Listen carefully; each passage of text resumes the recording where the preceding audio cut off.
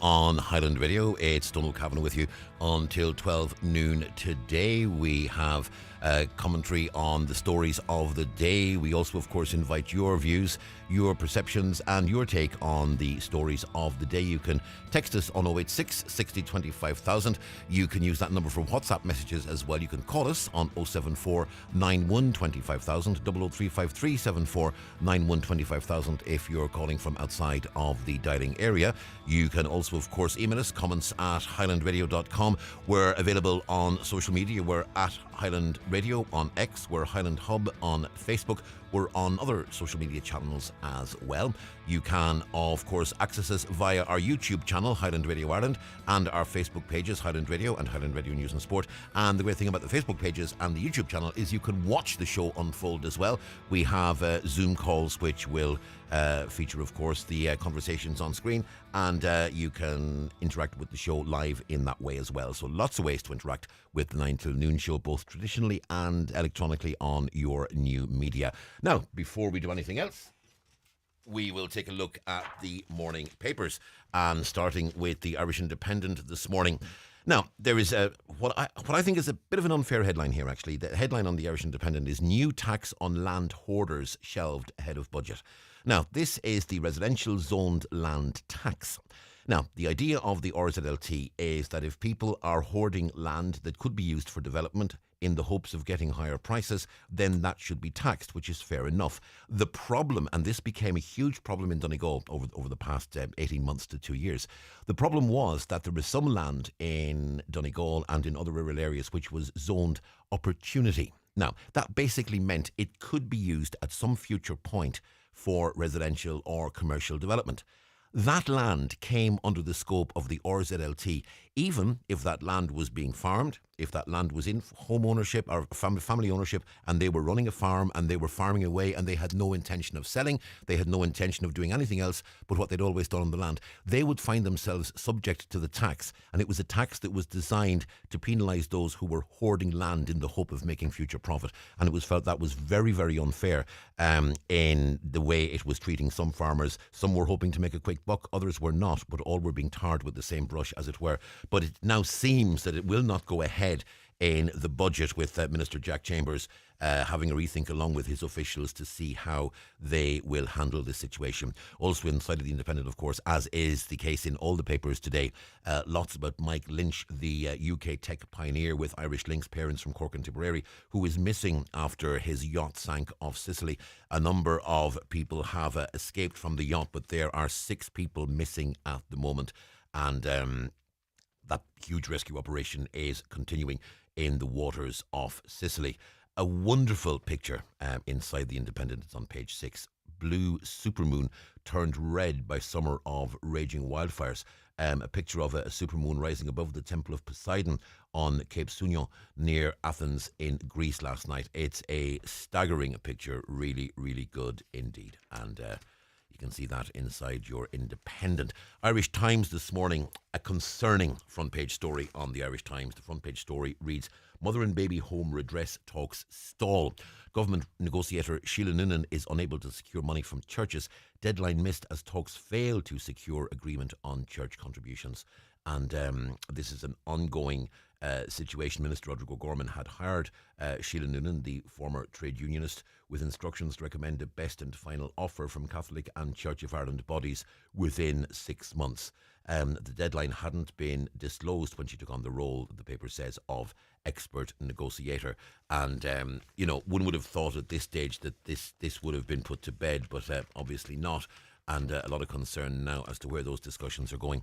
Inside the Irish Times this morning, a story which you have to really dig deep into the Irish Independent and some other papers to get, but Beattie steps down as UUP leader due to irreconcilable differences. Last straw for Doug Beattie was rejection of his bid to have Robin Swan replaced in the Assembly with his choice, who was a progressive MLA, and instead the party chose a less progressive basically Doug Beattie wanted Darrell Wilson, who's a young liberal unionist but an experienced councillor. However, the party executive chose Colin Crawford, a less experienced councillor but more traditional in his views. And Doug Beattie basically saying there are irreconcilable differences between himself and other senior party members, and that is going to be the reason for his stepping down. Speculation is that he'll be replaced by MLA Robbie Butler. One quote in an article here says, "What's Robbie Butler going to do? The same people that disliked Doug Beater are probably going to dislike Robbie even more."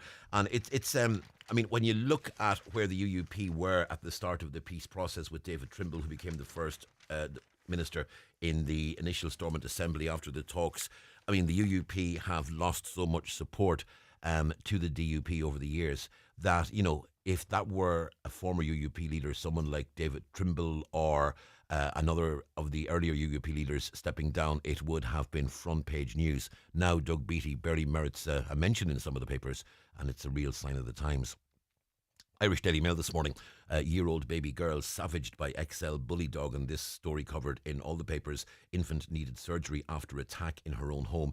Baby girl rushed to hospital for surgery after she was attacked by an XL bully in her home in the Lixnaw area of North County Kerry.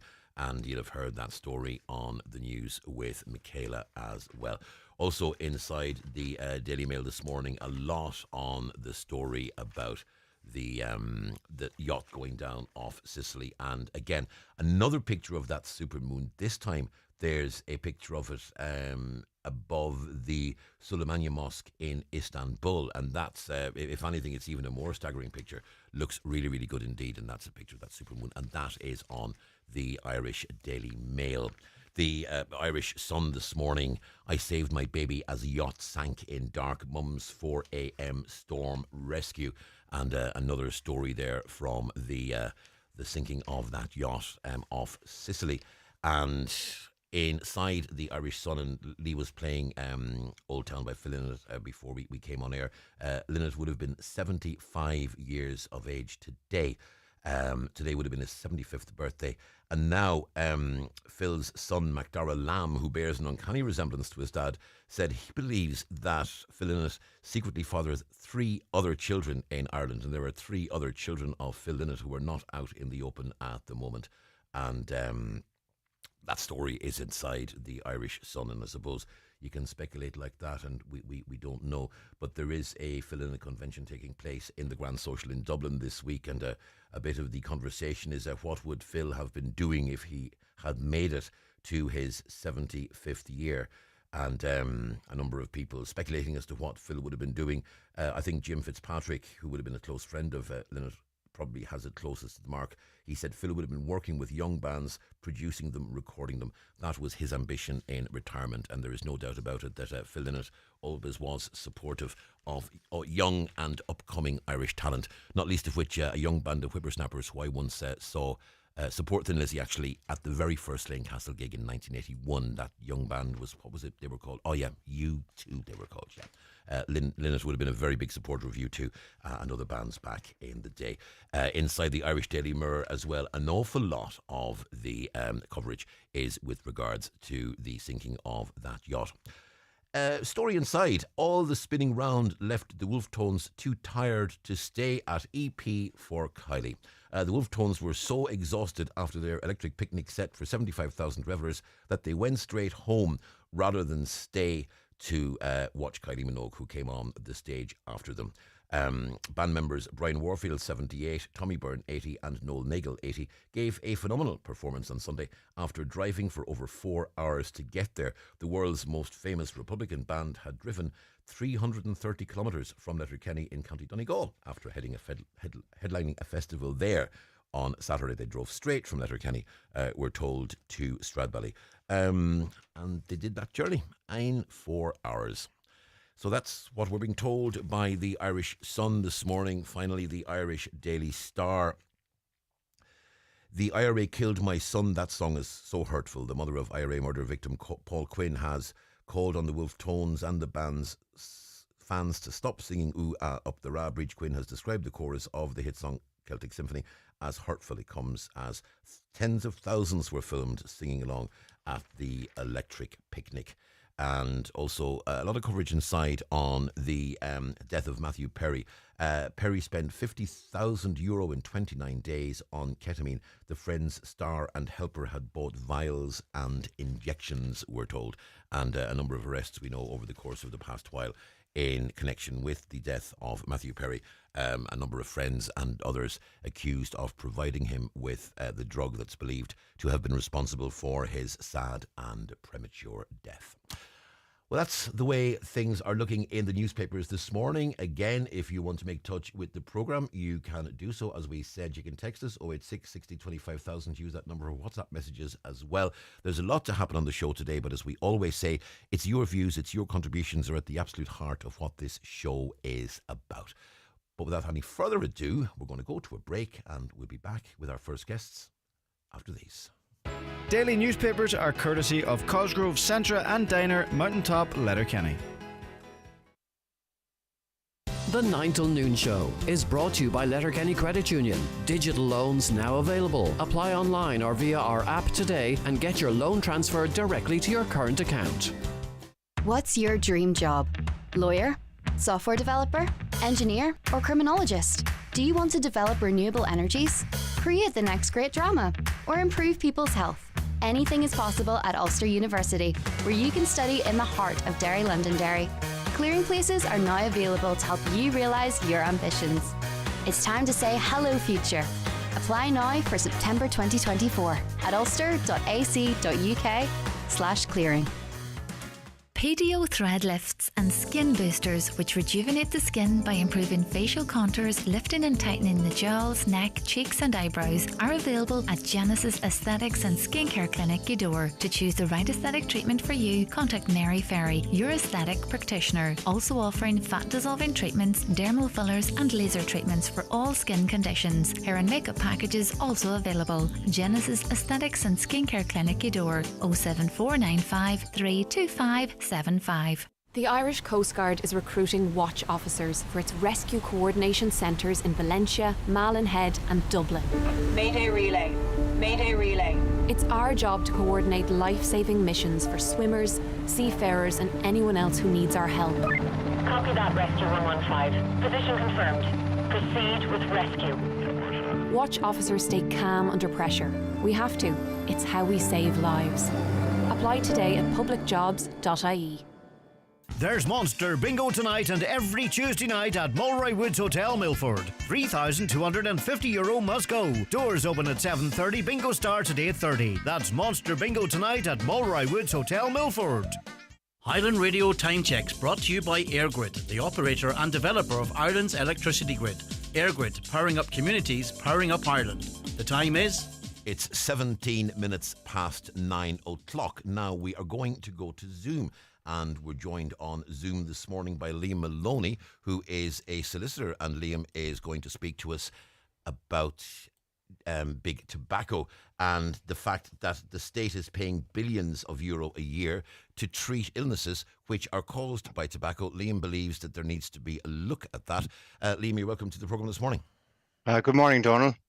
Liam, the massive healthcare cost to the state is not, you believe, in any way met by the increased excise duty on cigarettes, by the tax that's imposed on them. A lot of smokers say, hang on, I pay my taxes, I pay huge excise on the cigarettes that I buy, and that means I am making a contribution. You believe that goes nowhere near covering the cost? No, not at all, because unfortunately in Ireland over 4,500 people die each year from smoking. The figures show that 1 in 5 people with respiratory diseases admitted to Irish hospitals are being treated because of smoking. And medical evidence is undisputed. Exposure to tobacco smoke causes death, disease and disability, and it's a massive drain on our health service. There was a study done a number of years ago which confirmed that in terms of the figures, 116,000 outpatient appointments annually, 31,000 hospital admissions, 38,000 emergency department attendances, and over 20,000 hospital day case appointments linked to smoking. Now, the figures are really staggering because annually the government and the taxpayer has to foot a bill of over 400 million to treat smoking related illnesses. Now this has been examined in the United States, where they have taken action, and in the late 1990s, after a number of US attorney generals sued tobacco to cover healthcare costs, a master settlement was agreed upon, whereby 4 of the largest tobacco companies and subsequently 41 tobacco companies reached a settlement with all of the states in the United States, where they agreed to pay $10 billion each year towards covering these healthcare costs. Now in Ireland, obviously the scale is much, much smaller, but we still are incurring huge costs in treating people. And obviously there's also ongoing other costs related to smoking illnesses. Cigarettes are dangerous, they're a defective and an unsafe product, and action should be taken by the government to recover, in some instances, these costs. Now, also, by way of example, Donal, other countries have followed suit, and Brazil, Guatemala, Canada, Venezuela, Bolivia, and Nicaragua and Australia have all taken cases to recover healthcare costs. And it's also open to health insurers to do likewise. So that's something that they're probably looking at, the likes of Irish Life, VHI, who are paying for their members to be treated for smoking-related illnesses, that they also may seek reimbursement. Now, I am aware of a number of individual cases also in the United States for people who have sued Big Tobacco and received significant sums in compensation for contracting smoking-related illnesses. But there hasn't been such cases here in Ireland. Would this be done in the domestic court service, or would this be done in the context of the European court service? And as an adjunct to that question, if it were to be done under the course of the European court system, would it be a matter for perhaps the EU as a whole to take an action on behalf of all the member states? Well, that's a very good question, but it probably will come down to each individual state deciding on what their policy is in terms of seeking reimbursement for the annual payments that they're making to treat illnesses that were caused by addiction to tobacco, because obviously nicotine is addictive. But the question you've raised is very good, because the EU came together in relation to providing vaccines, and that worked really, really well. But that was a separate matter because they provided indemnities to the vaccine manufacturers. But in terms of a European-wide approach, I believe it's probably an individual domestic government approach. But I am sure the Irish government have looked at this. But I'm not aware that they have taken steps to commence proceedings. But I have no doubt that they have looked at this. Would it be the Attorney General effectively that would take that action then on behalf of the state? Yeah, it would be the Attorney General that would issue those proceedings on behalf of the state, and obviously the HSE would have an involvement there as well, because they are in effect paying for the treatment costs. But there's also issues, of course, and this is just as an aside in terms of the exposure to tobacco smoke and how dangerous it can be, because obviously secondhand exposure to smoking, or that is also a concern. Now, I've no doubt, and thankfully the smoking ban was brilliant, and it protects people, particularly in the workforce. But there are also other issues like flight attendants, and particularly in America, there was a settlement reached for non-smoking flight attendants, because if you look at it, over the years, on average, a flight attendant who had a 30-year career might have been exposed for 40,000 hours during their career to the effects of smoking. And it is a direct cause of cancer. I think over 12 cancers have been identified as having a relationship with smoking. And unfortunately, in Ireland, lung cancers are the most common cause of smoke-related deaths in Ireland. So it's a massive problem. And going back to the first thing you said, obviously the government collects a lot of money in terms of tax, but that's reducing because thankfully the number of people who are smoking is significantly reducing as well. It begs the question, why is this still a legal practice in so far as this is causing harm to individuals, it's causing harm to the state, it's of a severe monetary cost to the state? Is it time for the state to grab the bull by the horns and actually start looking at the legality of tobacco and the potential of outlawing it completely? Yeah, I think that's something they have looked at already, but I think that would run into significant difficulties in terms of competition and the availability of products. But I think for the moment we have to deal with the position as it is, which is, tobacco is legal to sell. Obviously, there are safeguards in terms of vaping and in terms of the age you can be to buy tobacco. Thankfully, the ban is in there in terms of being exposed to smoke in bars and in hospitality and other areas in Irish life. But there is a significant issue in terms of healthcare costs, and they are increasing. So the budget in Ireland, just by way of, I suppose, to set the scene, is 22 billion, the health budget, and probably over $1 billion is being spent to treat people who are affected by smoking and smoke-related illnesses. So there are massive sums of money that are being covered by the Irish taxpayer. And there is an argument that says we can attribute a certain amount of illness to smoking directly or either indirectly, but we don't know to what extent people who may have illnesses that aren't smoking related may have had those illnesses exacerbated or brought on earlier by the fact that their bodies were weakened by years of smoking, even though they may have given up some years beforehand. Yeah, and to be fair, the state has taken action in terms of a number of studies, and the Office of Tobacco Control have looked at that as well, and they're very alive to that. But ultimately, the figures show that this is a massive problem in Ireland. And the extent of the outpatient appointments, hospital admissions, and with a health service that's already under serious pressure, ultimately somebody has to pay for this. So me and you and every other taxpayer is footing the bill for the tobacco companies. And ultimately that should be looked at. The first cross-party committee recommendation that came on this issue was way back in 1999. The author of that particular report was Alan Shatter, himself a highly respected legal figure and a former Justice Minister. It would appear that even though this was looked at and recommended 25 years ago, nothing's happened in the interim. Or are there still discussions and investigations taking place behind the scenes, to your knowledge? And I wouldn't have that information, but I'm aware of that cross-party report at that time, and that Alan Shatter was one of the first people to recommend that action should be taken. But in the intervening years, no litigation has taken place. There was preliminary litigation here back in the late 1990s, similar to America, but the litigation did not progress, and that was on behalf of people, unfortunately, who contracted smoking-related illnesses, and they were going to be part of a class action at that time, but it did not proceed. Liam Maloney, it's a fascinating subject and certainly one that we'll be keeping an eye on with interest. As we said, this was first discussed over 24 years ago. Perhaps there'll be movement on it now, and we'll be keeping a close eye. But in the meantime, thank you very much indeed for speaking to us today. Good morning. Thank you, Donal. Thank you, Liam. It's been our pleasure speaking to you this morning. So that's the question then. Do you believe that the state should actually start taking tobacco companies to court and try to recoup some of the costs that they're paying as a result of the smoking issue? Another caller says a bigger issue than smoking today is vaping. It's everywhere and no one knows the long-term result of using them. That is and I know there's a lot of studies starting to take place now into vaping, but it may well be several years before we know if it is a major issue.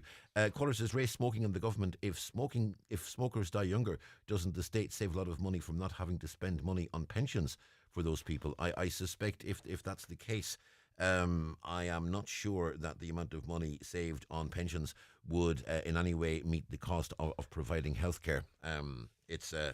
It's an interesting perspective, but I am not sure that would be one that works. I just remind you, by the way, that the Rose of Tralee is on this week, over the yesterday and today, and our Donegal Rose, Niamh Shevlin, will be interviewed live on stage with Daithí O'Shea from the Dome in Tralee this evening. You can tune in from 8 o'clock on national television, and we wish Niamh, of course, all the best. Now, let's have a few of your comments before we go for a break. Caller says, good morning, Donal. I got a letter yesterday from ESB Networks to say they'd be calling to replace my meter with a smart meter. It's inside my house, so they need to come into my house. They say it'll not increase my electricity costs, but that's not what friends and relatives tell me. I'm reluctant to change and just wonder if people's experiences with the new meters have got any better, and are they still seeing an increase in their bills or not? And we've heard various perspectives on the impact of these new smart meters from the ESB. So if you have any perspective on that you can offer to Bridget, please do get in touch. You can call us 074 91 25000, or you can text us 086 60 25000. Use that number for WhatsApp messages as well. I just want to remind you, by the way, that the annual Donegal Camino is taking place again this year. It's raising funds for Cancer Care West Donegal in Letterkenny. And Greg will be participating in day 2 of the Ards Forest Park Walk. It's taking place on Monday, the 2nd of September. And you're asked to please give what you can and support this great service in Donegal. And it's the link you can donate on is idonate.ie/fundraiser/Greg Hughes. So if you go into idonate.ie and search Greg Hughes, you'll be able to donate to Greg as part of that initiative. Now, if you can't go online, you can call the station on 91 25000, 074 91 25000, and one of the team here will be more than happy to help you with that. Also, just to let you know, speaking about Greg, that the 9 till noon show is coming, a special weekend 9 till noon show is coming from the London Irish Charity Vintage Club in Greenford from 12 noon until 2 p.m. on Sunday, the 8th of September. Now, I think this is the third or fourth year this has been done, Caroline? At least 3 years anyway, that Greg's done that particular show in London. And there's always a huge Donegal turnout at that event, and a lot of people here let their relatives know that it's the case. So there is a big Donegal turnout from that particular show, and you can tune in, as we say, 12 noon until 2 p.m.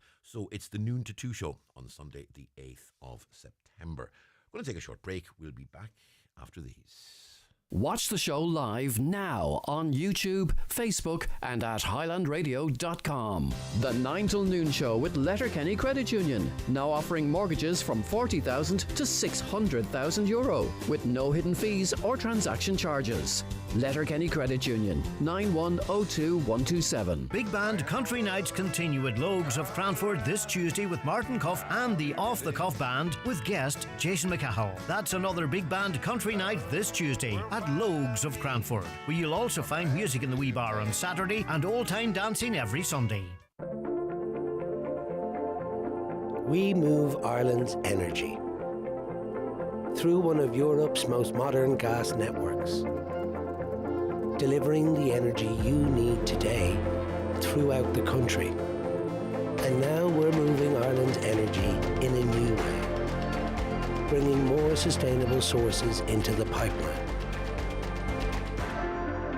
Gas Networks Ireland, moving Ireland's energy. It's time to transform your smile with the help of Blue Poppy Dental, Letterkenny and Donegal Town. Their expert team offer orthodontics, teeth whitening, implants and composite bonding, all in-house. Start your journey by calling 074 97 40404 or easily book your appointment online at a time that suits you through their user-friendly patient portal at bluepoppydental.com. Blue Poppy Dental and Orthodontics, Letterkenny and Donegal Town, proud supporter of the Donegal LGFA football camps. I've just had the Eclipse Cinemas experience. Wow, they truly have taken a night at the movies to a whole new level. Amazing recliner chairs, director's lounge VIP rooms, pizza and hot food served to your seat. Have a glass of wine and enjoy the film on the big screen. Try it for yourself at Eclipse Cinemas, Bundoran and Lifford Strabane, where the stars shine brighter. By the way, the pizzas are amazing. You can book your seat anytime at eclipsecinemas.ie. For strong, unique, weather-resistant homes, choose Cedral Exteriors. Our fibre cement roof slates and wall cladding ranges are built to last for generations, exceeding EU quality standards. Members of Guaranteed Irish, our products are locally made and beautifully designed, offering long-term peace of mind. Visit cedral.ie. Cedral Exteriors. Strength guaranteed. And you're welcome back to the 9 till noon show on Highland Radio. Donal Kavanagh with you on till 12 noon today. Now, there's been some very interesting research published in The Lancet, and it's recommending a change in how health services view treatment of obesity. And we're joined by a dietitian and a spokesperson for IRSPEN, and that's Dr. Ward Al-Najim. Dr. Al-Najim, good morning. Hi, good morning. A pleasure talking to you. First of all, I have to ask you, what is IRSPEN, if you don't mind? That's all right. It's the Irish Society for Clinical Nutrition and Metabolism. Yes, so this research that's in The Lancet, I mean, we all know that, and I have to say, mea culpa on this one, a lot of us feel we're overweight, we're obese, some of us morbidly so, but part of the problem here is that people with obesity are treated as people that need to lose weight. This is arguing, and you, I presume, support this argument, that there needs to be a more widespread view of the whole health of the person, not just to focus on the body shape and the weight. Yes, absolutely. So we now recognize that obesity just cannot be fully cured, but it can be managed effectively with ongoing treatment. So what often happens is that people start a weight loss treatment, reach their weight loss goal, and then stop. But when treatments stop, obesity tends to come back, and the benefits are lost. So what we want to do now is that the focus should not just be on weight loss, but basically on helping people gain health, whether or not the weight loss happens. We want people to live longer and live better by keeping the disease under control.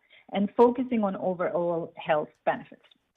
One of the things we're told is that you can't take a one-size-fits-all approach, and not every treatment and not every approach to dieting is going to work for every individual, that all our metabolisms are different, our bodies are different. Is there a way that we can sort of find out more about our bodies and about our metabolisms, and perhaps find out how to find a way forward that specifically helps us? Yeah, I mean, look, we all, I think we should all be eating healthy and trying to exercise. We will all gain health benefits from that. But what should really happen is that with one-to-one or individualized personal assessment and treatment, we can target the foundational issues that people might be having that can be leading to their weight gain. And once that is addressed, then people can lose weight, but also, more importantly, gain health. So it's more about individualized treatment moving forward. There are a lot of rules that we're all told. Don't eat after 7 o'clock at night. Don't eat too many carbs. There was a great one that used to always say, breakfast like a king, lunch like a prince, and evening meal like a pauper. Is that something you would recommend? That, I mean, I know I have issues, and one of my big problems, and I say problem, but it's just not a problem, it's just a thing I continually do, is I eat at night. And I like nothing more than sitting down in front of the TV after a hard day with a cup of tea and a couple of nice biscuits and maybe a sandwich if I'm feeling peckish. And I know in my heart and soul that that's probably the worst thing I should be doing. I presume I shouldn't really, should I? Right. Now, this is called basically an obesogenic environment. So we are all exposed to all these yummy food. There's very aggressive marketing strategies. We all are eating larger portion sizes than we should. We're all becoming a little bit more sedentary, maybe even by working from home. We're moving less. So all of these are basically drivers for weight gain or obesity. And this is what we commonly refer to obesogenic environment. However, not everyone exposed to these environmental factors will gain weight or develop even obesity, because there is very much genetic differences that influence how people will respond to these factors and whether maintaining their weight or even gaining weight. So I think while we should all take a bit of responsibility and maybe not on daily basis having that nice cup of tea and biscuits, you can have your tea but maybe not have biscuits every day. You can always replace these with healthier snacks. Now, this is our role. Now, I'm a dietitian, so my role is helping people identify maybe better snacks, healthier eating habits. But we should also, of course, enjoy life and not be fully strict with the consumption of these foods. Are there marketing tricks that are carried out by some companies to make us think things are healthy when they're not? I have a very good friend who runs a gym, and one of the things that he is constantly pointing out is that you will see products that are sort of have things like breakfast biscuits or nutrition biscuits or granola and whatever, and they'll be given names and they'll be given packaging that makes them seem a lot healthy. But he's actually done a breakdown comparing them with digestives or hobnobs or whatever, and it turns out they're pretty much exactly the same. Yes, absolutely. No, this is common. I mean, there's very light regulations on what companies can put on their products, so they can name them whatever they want. This is where nutrition knowledge and education is important. Again, my role as a dietitian working with individuals is to help people understand what the labels mean and look at the breakdown of the food labels, look at the breakdown of the ingredients, at the nutrition factors, the nutrition facts on the labels, which all of these should be important in determining, which product is healthy indeed or not. And having said that, there are some genuinely healthy products out there, and we shouldn't just generalize the statement. Have we become obsessed with the word fat? And if we see fat-free on something, we immediately assume that's great? Because I remember seeing a bag of sweets once, and there was a huge label on the bag of sweets that said fat-free. Now, as far as I could see, the sweets were basically big, huge balls of sugar held together with E numbers and glycerin. That's as far as I could see. It was E-numbers, flavouring, glycerin and sugar is all that was in those sweets. But there was still a big, huge label that said fat-free. I mean, and some of us still fall for that. Yeah, absolutely. Again, this comes to the aggressive marketing. I mean, every company wants to sell their products, so they'll do whatever they can to sell their products. It comes back to the personal nutrition knowledge and common sense sometimes in choosing these products, and basically the person's goals and health and weight. You know, not everyone has to restrict completely their sugar intake or their fat intake if they don't need to. Other people need more responsibility than the others. So it really depends on the individual person.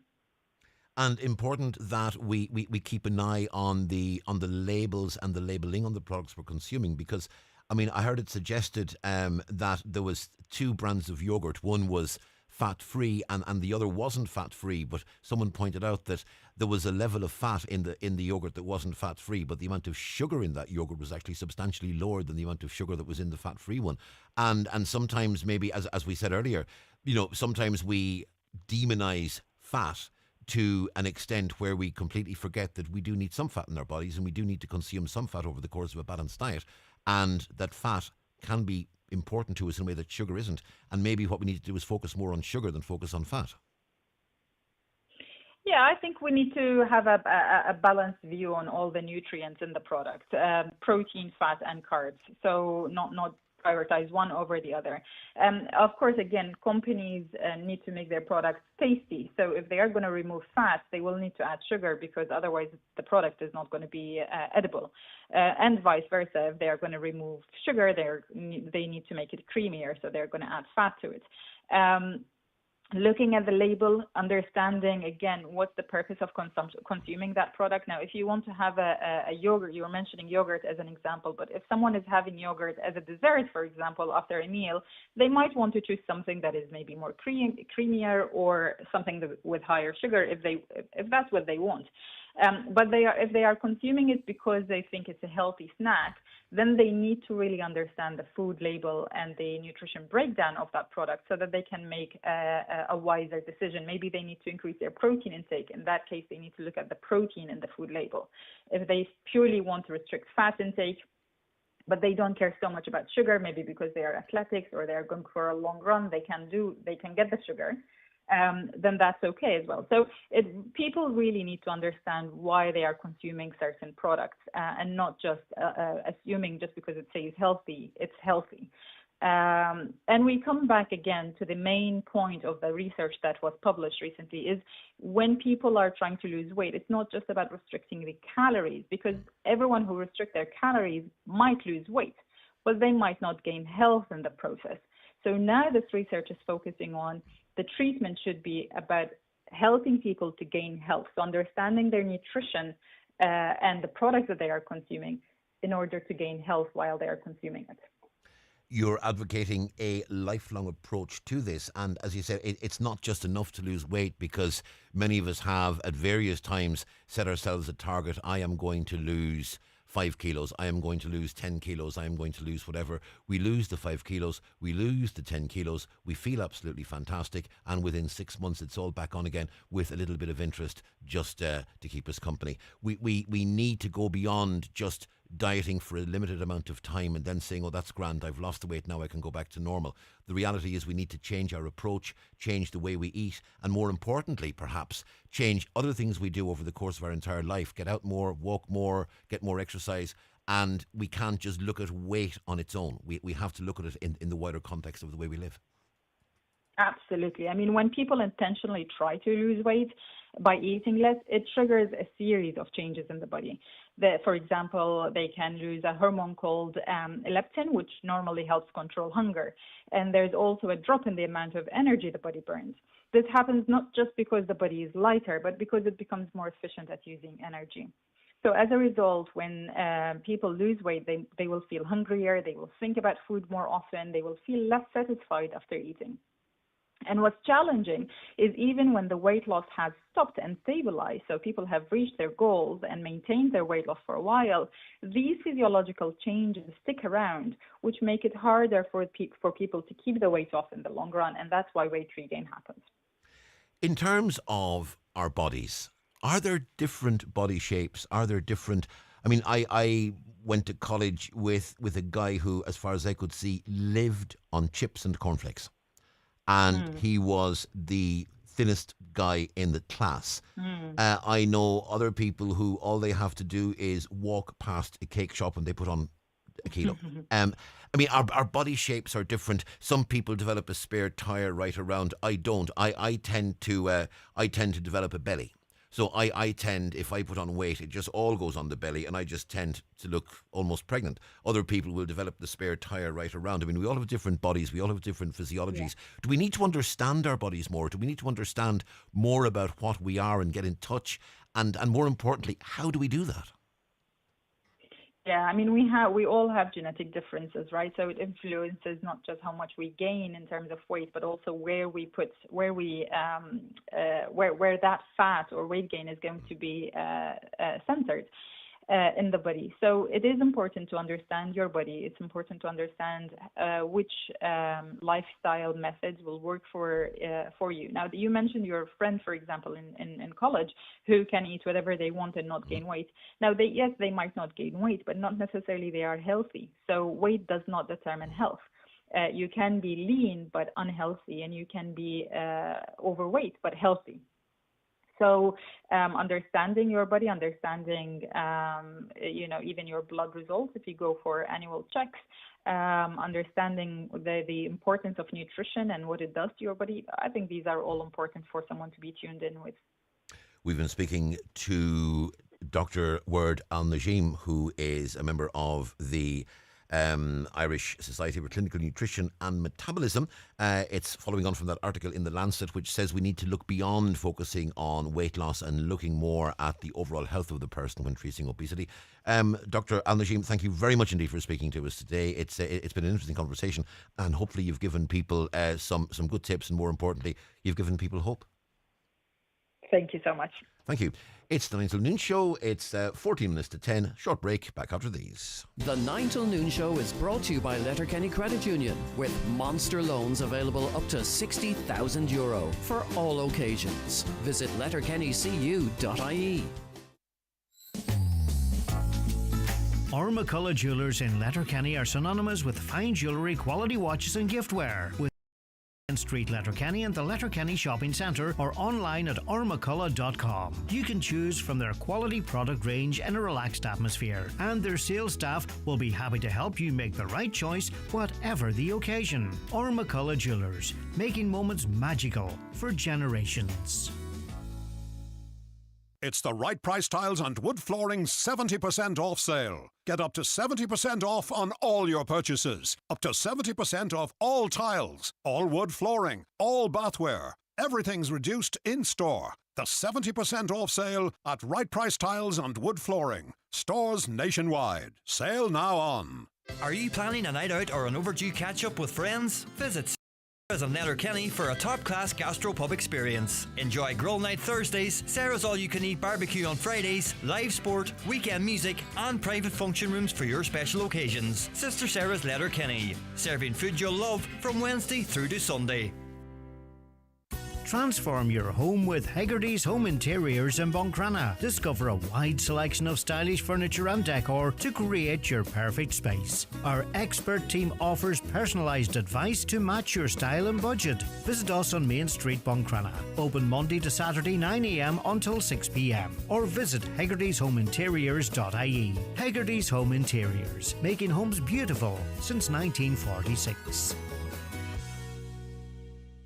Highland Radio weather updates brought to you by McElhinney's. Make your sterling go further with our new cash sales exchange rate at €1.20 for every £1 spent in store. No matter the weather, visit us in Ballybuffet for all your fashion, beauty, gifting and homeware needs this summer.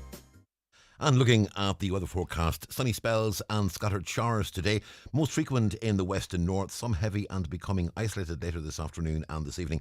Top temperatures of 13 to 18 degrees Celsius in moderate to fresh and gusty westerly winds, strong at times on western and northern coasts. Tonight largely dry with clear spells, just the odd isolated shower cloud building from the west later, with rain and drizzle in the northwest by morning. Lowest temperatures 9 to 13, light to moderate west or southwest winds. Tomorrow mostly cloudy with rain and drizzle across the northern half of the county in the morning, becoming drier in the afternoon with southerly winds strengthening through the day. Top temperatures tomorrow 14 to 18 degrees Celsius. And that's Highland Radio News. Well, it's not Highland Radio News, excuse me. It's Highland Radio weather for the moment. Now, earlier we did the newspaper headlines and read the headline on the front of the Irish Independent, which was about the deferral of the residential zoned land tax. And as I said, this was discussed a lot in Donegal County Council. One of those who had lots of contributions to make on the issue was Councillor Paul Canning, and he joins us now. Paul, good morning. Good morning, Donal. How are you? Very well indeed, thank you, Paul. Paul, in terms of the RZLT, I mean, this, as far as you're concerned, is good news for everyone. Oh, it's excellent news. And as you've stated, we as councillors, it just so happened to correspond or run hand in hand with our development plan at the time. So we were well up to speed with all of the maps, etc., etc. So we did raise concerns at that time about the agricultural farmers at that time weren't happy with the residential land zone tax. So we had got on to Minister McConalogue, and in fairness to Minister McConalogue, he told us each and every time that the farmers will not be taxed. He stated, and he was very confident at that time, but we didn't share the same confidence because we didn't see it coming through on paper to us. And he said at that time that he was working with Jack Chambers, and then when Jack Chambers did come to the county, we brought that up, and Jack Chambers sort of agreed with Minister McConalogue at that time that the farmers will not have to pay it's interesting tax if they are farming their land. When you look at the Irish Independent this morning, the headline is interesting because the headline says new tax on land hoarders shelved ahead of budget.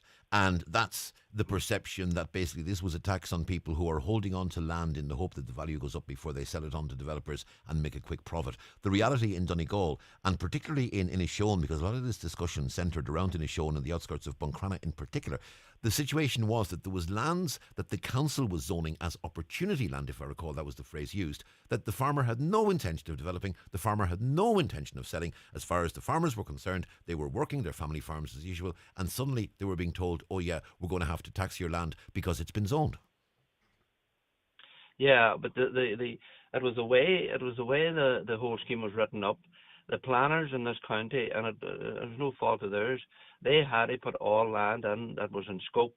Now, in scope was land that were close to, we'll say, town centres, for a better word. So they had to put all that land in scope. They couldn't make a decision of who owned what. Now, at that point in time, then, a lot of the land, and one of the towns in particular was Carndona, where there is a lot of farmers that have their land within the town boundary, and they were very concerned. But listen, we had brought that up and spoke about it. But again, I keep reiterating this. It is the advantage of having a minister in your county was able to speak at the top table. So I think it's great news for Donegal now. In fairness to the way that thing has been written, the headline that's being written, it's I don't see that changing. Insofar as the contractors or the land, the people in the middle of the town that are holding the land holders, for a better word, that are holding the sites to get a better price, etc., they'll still be taxed. This is purely for agricultural farmers that aren't going to be punished at this point in time. And a formula is going to have to be found. Presumably a formula is going to have to be found that will actually help differentiate between the two. I mean, and that's maybe the political challenge now that faces the government, is to find that formula whereby those who are hoarding land are taxed as arguably they should be, whereas those who are not hoarding land, but those whose land has been zoned because of where they're located, because of the opportunity element to it, that those whose land is potentially could be used for development in the future, but have no intention of selling it, that they're not included in this. And finding that formula, finding the way of differentiating is going to be the big challenge now. Yeah, I would say that formula is well on its way. I would say that is the reason why the statement hasn't been made sooner, because they have been working on that formula, and in fairness to Jack Chambers, when he met us, he was very confident that they are working through it and that it will suit the farmers. So I'd be confident that even after the budget, that we will have a formula that does work. Now we're I don't know if we're fortunate or unfortunate, but we don't have the big cities, so it'll not affect us to the same extent, the formula that does come down the tracks, because we do have in my opinion, we do have a very good development plan now, and we will work through it, and it will suit everybody in the county, and those that are hoarding the sites in the middle of the bigger towns will have to pay their 3% tax, or else sell or else develop it, because we want our towns to be developed. So this is a good news for both sides of the house. Paul Canning, thank you very much indeed for that perception on what is a very important story. Thank you, Paul. Thank you very much. That's Councillor Paul Canning there, and that's the latest. So as we know now, that residential zoned land tax has now been deferred. That deferral will last for a year after the budget, and after that then we'll see what that formula will be. But good news, it would appear, for farmers and those who feared that they might be facing substantial taxes. 3% on the value of the land will be the annual tax there. Now, we've had a communication from the blood transfusion service, and they are saying that obviously, as is very often the case, they have pressure on supplies. It's difficult to get donors to book appointments sometimes. They have clinics in Donegal. They're running today in Dunlow at the Oakbrook Ballroom in the Waterfront Hotel. That's running from 4:30 this afternoon until 10 to 9 this evening. That's blood donations being accepted in Dunlow today, August 20th, in the Waterfront Hotel from 4:30 until 10 to 9 this evening. They're in Jackson's Hotel, Ballabafay, tomorrow, Wednesday the 21st, and again on Thursday the 22nd. Jackson's tomorrow from 3 until 5:10 in the afternoon, and then from 7 until 20 to 10 in the evening. That's tomorrow, Wednesday. And then on Thursday the 22nd, again, they're in Ballabafay in Jackson's Hotel from 12 noon until 2, and then from 4 until 20 to 8 in the evening. 12 noon until 2, and then from 4 until 20 to 8 in the evening. And the Blood Transfusion Service say that any support people can give would be very much appreciated, because obviously they have to try and make sure that they can keep up their supplies, and as always they are under pressure. Caller says, does anyone know if there has been a change in the Catholic Church on the blessing of the graves, as there's been a huge change in our parish? For the first year ever, the priest didn't come out. We had to bless the graves ourselves. The priest stayed in the church. Has this happened anywhere else? Now, unless the blessing was administered from the church and people just stood at their individual gravesite, perhaps, I don't know why that may have been. But I mean, it's a very important, the blessing of the graves on Cemetery Sunday is a very important thing for parishes right across the country. That's I can't answer the question with regards to any specific parish, obviously, but certainly it's an issue, I'm sure, that has been taking place. But if the blessing was conducted within the church and then people stood at their own individual graves, that blessing is still very much a valid blessing, and the blessing of the graves in the cemetery still a very important part of our culture. And it's good to see it happening, and it's also very good for parishes and for people that they know that's taking place. I want to remind you before we go to a break and the news that Irish Music Month is back once again this September, and our search for a new local hero is now very much ongoing here on Highland Radio. We're looking for the next local hero. It can be a solo artist, it can be a band, it can be anyone. Basically what we need is an original song, and that song to be recorded and sent to us before Friday coming. That's Friday, August 23rd. You can email the song to localhero@highlandradio.com along with a short written piece about you and your contact details. Highland Radio will then drop a short list of 4 of the performers to perform live on the 9 till noon show with Greg. Each of the finalists will receive €875. Highland Radio will then choose a local winner that will go forward for national consideration. And you can get more details on highlandradio.com or check our socials. It's a minute and a half to 10. Going to take a short break. News and obituaries with Michaela coming right up. The 9 till noon show is brought to you by Letterkenny Credit Union, offering low-rate car loans with fast approval. Apply online at letterkennycu.ie or in office today. Bon Appetit Foods is Donegal's largest high-quality, low-calorie, high-protein meals. Also providing traditional dinners, main courses, side orders, soups and sauces. Available in over 200 retailer stores in the northwest of Ireland and nationwide. Bon Appetit is the winner of the 2023 Donegal Foods Coast Award, bringing you quality, convenience and value for money. Bon Appetit, a taste of Donegal. What's your dream job? Lawyer? Software developer? Engineer? Or criminologist? Do you want to develop renewable energies? Create the next great drama? Or improve people's health? Anything is possible at Ulster University, where you can study in the heart of Derry Londonderry. Clearing places are now available to help you realise your ambitions. It's time to say hello future. Apply now for September 2024 at ulster.ac.uk/clearing. FBD doesn't stand for frighteningly rad dentists, ferociously beating drums, or feline business directors. FBD stands for support. We support business owners in Ireland with tailor-made services from personally assigned advisors. Visit your local branch to talk to your FBD insurance team. FBD Insurance. Support. It's what we do. Underwritten by FBD Insurance plc. FBD Insurance Group Limited, trading as FBD Insurance, is regulated by the Central Bank of Ireland. Experience total relaxation in the Spa at Orchids at the Holyrood Hotel, Bundoran. Recently awarded Best Hotel Spa Getaway at the RSVP Spa Awards. Enjoy luxury spa baths, revitalising facials, rejuvenating massages, pampering body treatments, outdoor hot tub and tranquil Japanese garden. Visit on a luxury spa day, pop in for some me time or buy the perfect present with a gift voucher. Relax and let the Spa at Orchids transport you to another world. See holyroodhotel.com. This Friday, you could be the winner. €2,500. And still be in to win the €10,000 jackpot. It's right here. Right now. HighlandRadio.com.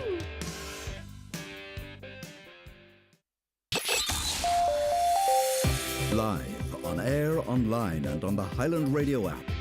This is Highland Radio News. Good morning, I'm Michaela Clark with the news at 10 o'clock. Killybegs Coast Guard was involved in a 7-hour rescue yesterday after a dog fell off a cliff edge. The rescue service was tasked by the Maloney Coast Guard yesterday afternoon. Emily Keegan has more. The Killybegs Coast Guard was tasked just after 1:05 yesterday afternoon to Glenlock Bay following a report that a dog had fallen off a cliff edge. The fear was that a person may have attempted to make their way down the cliff to rescue the animal. The team hiked for an hour and a half to the location and set up their climbing gear. The dog was eventually rescued and brought back to safety. The team returned to base at 8:30 yesterday evening. The Killybegs Coast Guard has thanked farmers who assisted in transporting equipment to and from the location. The owner of the dog has also been praised for making the correct decision in calling the Coast Guard for assistance. The deferral of the residential zoned land tax has been widely welcomed. There had been much concern in Donegal, particularly in the agricultural sector, over the tax that was to be introduced early next year. The government has now confirmed that on the basis of a Fine Gael Parliamentary Party motion passed, farmers are to be exempt from the residential zoned land tax. Councillor Paul Canning says while Agriculture Minister Charlie McConlough did indicate that farmers would not be taxed, he's welcomed the official confirmation today.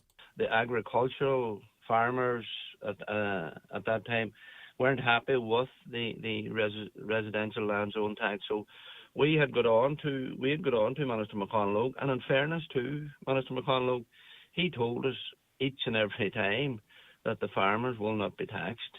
He stated, and he was very confident at that time, but we didn't share the same confidence because we didn't see it coming through on paper to us. And he said at that time that he was working with Jack Chambers. A baby girl is recovering in hospital after being attacked by a dog in County Kerry. She was attacked by an XL bully, which are set to be banned later this year. Stephanie Rohan reports. The 12-month-old baby girl was attacked at her home in Lixnaw, North Kerry over the weekend. It's understood she was in her mother's arms at the time when the dog attacked. The baby was taken to hospital by ambulance with serious injuries and underwent surgery. She's said to be recovering well. The dog involved is understood to be an XL bully and was put down. The breed is set to be banned in October under certain circumstances and completely by the new year. Joe Biden has referred to Donald Trump as a loser as he delivered his farewell speech to the Democratic National Convention in Chicago. The US president criticised his predecessor overnight as he endorsed Kamala Harris to win November's election. Hillary Clinton was the first woman nominated for the White House by a major American political party. She had this to say about the man who beat her in 2016. As a prosecutor, Kamala locked up murderers. Donald Trump fell asleep at his own trial. And when he woke up, he made his own kind of history. The first person to run for president with 34 felony convictions. More than 1,000 couples have been referred for free fertility treatment since the scheme was introduced last September.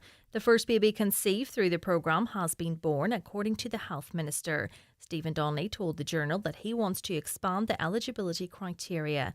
Dr John Waterstone from the Waterstone Clinic in Dublin says there are a number of restrictions, including a maximum age of 40 for mums, and couples have to be in a relationship for at least a year. Treatment involving donor eggs and donor sperm so far has not been funded, which obviously excludes same-sex female couples who need donor sperm to have a baby, and also it excludes single women who are wishing to go alone and have a baby using donor sperm. The highest number of corncrake territories have been recorded in Ireland in 25 years. A recent survey from the National Parks and Wildlife Service shows the numbers of corncrake territories recorded in the core breeding areas of Donegal, Mayo and Galway have increased by 45% since 2018. Minister of State for Nature, Heritage and Electoral Reform, Malcolm Noonan, has praised landowners for their continued effort to restore the species. People are warned, however, that despite increases, the birds remain vulnerable and at risk.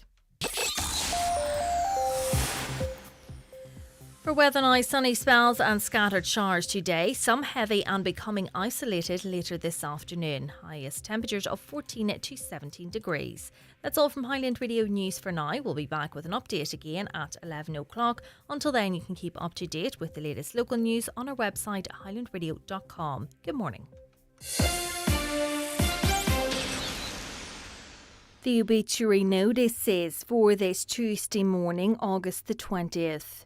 The death has taken place of Margaret McGurk, née Gallagher, 8 Millhaven, Sion Mills and formerly of 6 Mile Cross, reposing at her home.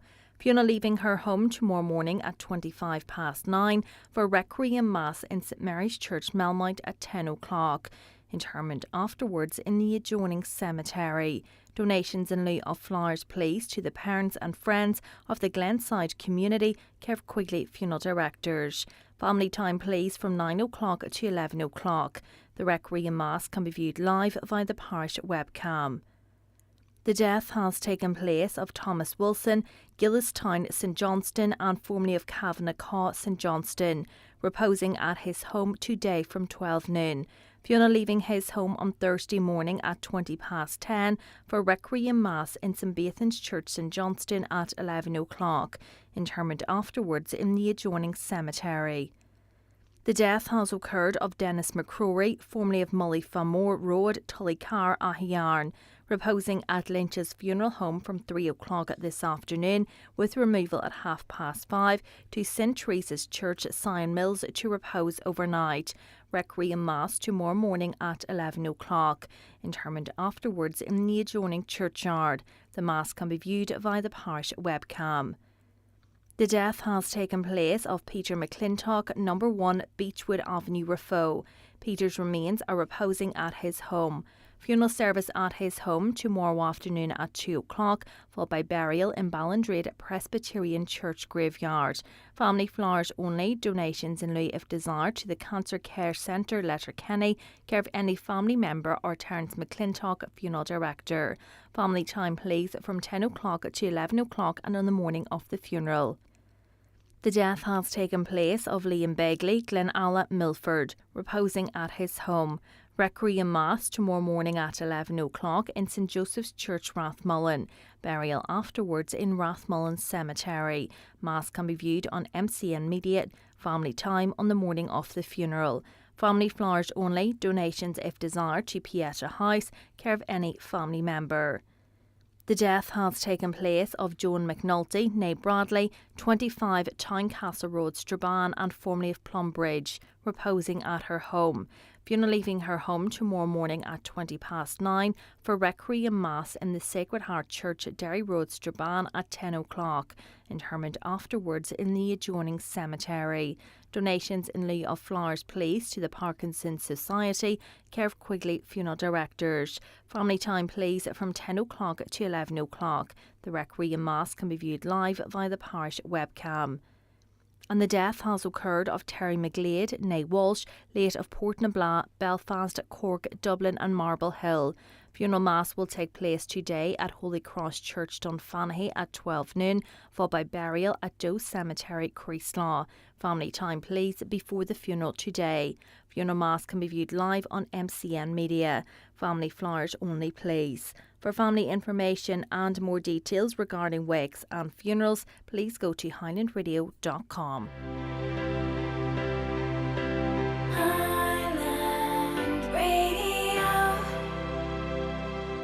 As a woman, you know your body better than anyone. But when you're looking for answers, Irish Life Health gives you access to GPs who are specialists in female health to guide you in areas like menstrual health, contraception, fertility and menopause. Our female health benefit is included on our first cover plan from just €42.75 a month. Ireland's lowest priced hospital plan. Join today.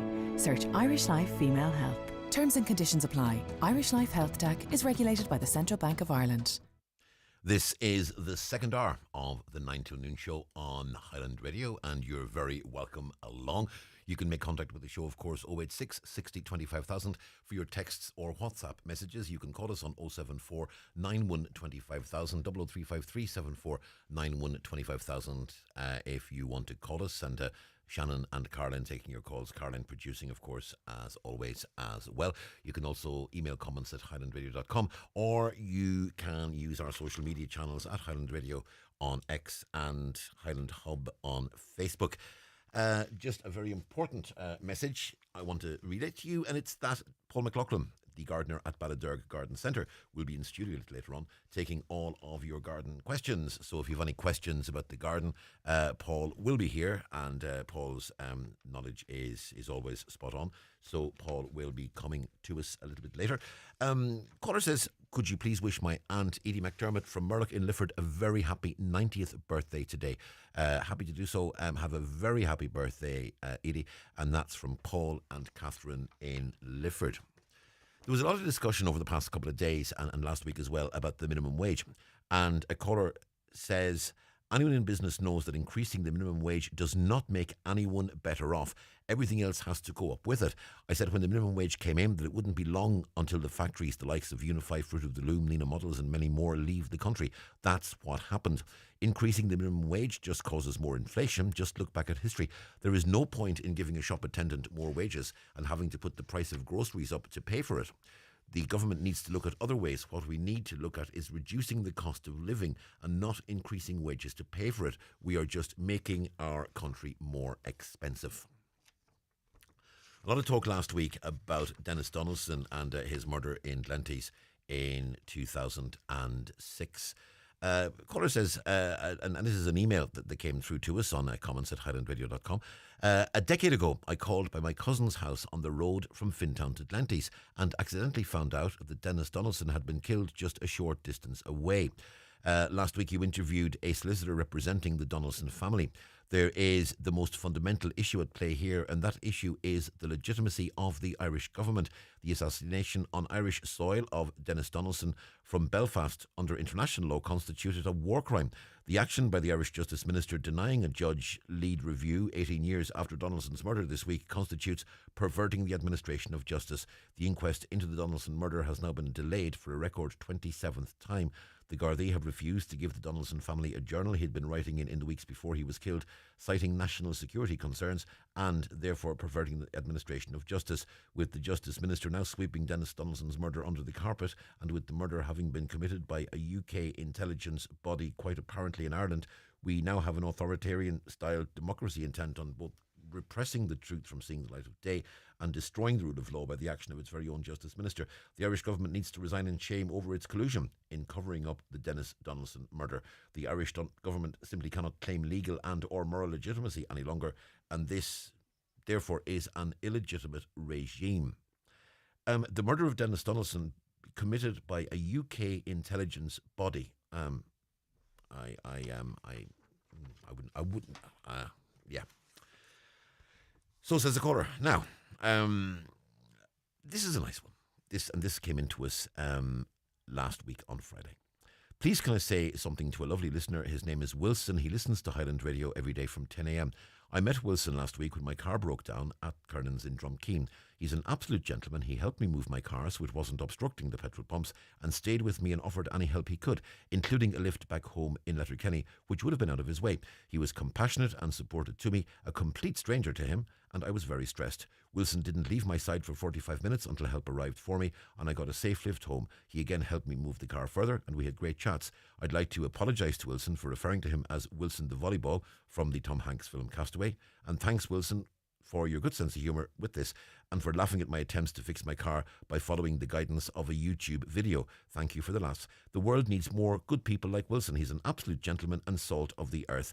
I wish Wilson only the best in the world, and to wish him good luck and good health with his future plans that we spoke of before we said goodbye. Thank you, Wilson, from a very grateful Jane. I love messages like this. I really love them, because what these messages show is that for all the ill and for all the bad in the world, there are still good people out there, and there is still good in the world. There's a singer called Beth Ditto from a band called The Gossip, and they have a song called Standing in the Way of Control. And if you ever watch the live version, in the middle of the song, she always starts shouting a phrase that I love. The phrase is, there's more of us than there are of them. There's more of us than there are of them. And I think, there are more good people out there than there are bad. And Wilson, you epitomise that. Thank you very much indeed. It's a Tuesday. It's 10:15, which means coming up very shortly is our Community Garda information slot. Now, before we do that, of course, a lot of people are going to be standing by with pens in hand, anxiously waiting to see if they have won some money. So we will keep you in suspense no longer. Grab your Highland Radio your Highland Radio Vision Ireland Radio Bingo books, grab your pens, and we'll hand you over to Canis. The county's #1 talk show, the 9 till noon show on Highland Radio. It's time for Vision Ireland Bingo on Highland Radio. It's Tuesday, the 20th of August. You're playing on the brown sheet. The reference number is S7. It's game number 34. The numbers are 64, 44, 16, 66, 39, 10, 29, 50, 62, and finally 67. Phone your claim to 9104833 before 8 tonight, leaving your name, contact number and the name of the shop where you purchased your book, and we'll call you back the next working day. Get all your Vision Ireland bingo information at highlandradio.com. Donegal Texel sheep breeders are holding a sale of 100 rams and 10 females in Rafo Livestock Mart this Saturday, 21st of August. Sale is at 1 p.m. Online bidding available via the Mart Bids app. That's this Saturday at Rafo Mart. New this week in Home Store and More. All pet beds, toys and accessories are all half price. That's right, half price. But better hurry, because when all the half price pet beds, toys and accessories are gone, they're gone. Also, all 100% cotton children's duvet sets and all outdoor cushions are still all half price. But when all the half price 100% cotton children's duvet sets and all the half price outdoor cushions are gone, they're definitely gone. Drop by your local Home Store and More. Visit us online at homestoreandmore.ie. Home Store and More. A happy home. Sheridan Security, now introducing zero-wire smart alarm systems. Zero wire, zero mess, and a real peace of mind. With a simple press of a button, your alarm can be set or unset. or download the free app and control it from your phone. Call us today on 074 912 6025 and get your alarm from €299. Stay local, stay safe and protect what you value most with Sheridan Security Systems.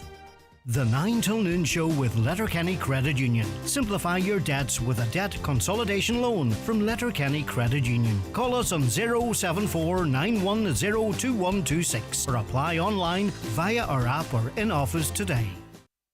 This is the 9 till noon show on Highland Radio. It is 18 minutes past 10 o'clock. The Community Garda information slot is brought to you by Sheridan Security Systems, protecting what you value most. Call today and get your zero-wire alarm system from €299. Sheridan Security, 91-26025. And delighted to say that we're joined in studio this morning by Garda Grania Doherty. Grania, good morning. Good morning, Donal. It is not the nicest of days out there now at this stage. You were saying to us it's starting to pour down with a vengeance. We're well used to it at this stage. We are indeed. Grania, a few things to get through on the slot this morning, and obviously if anyone can be of help with these investigations, that would be more than appreciated. We're starting at Burnfoot. Yes. This is in relation to a road traffic collision. So Garda are appealing for witnesses to a single vehicle collision.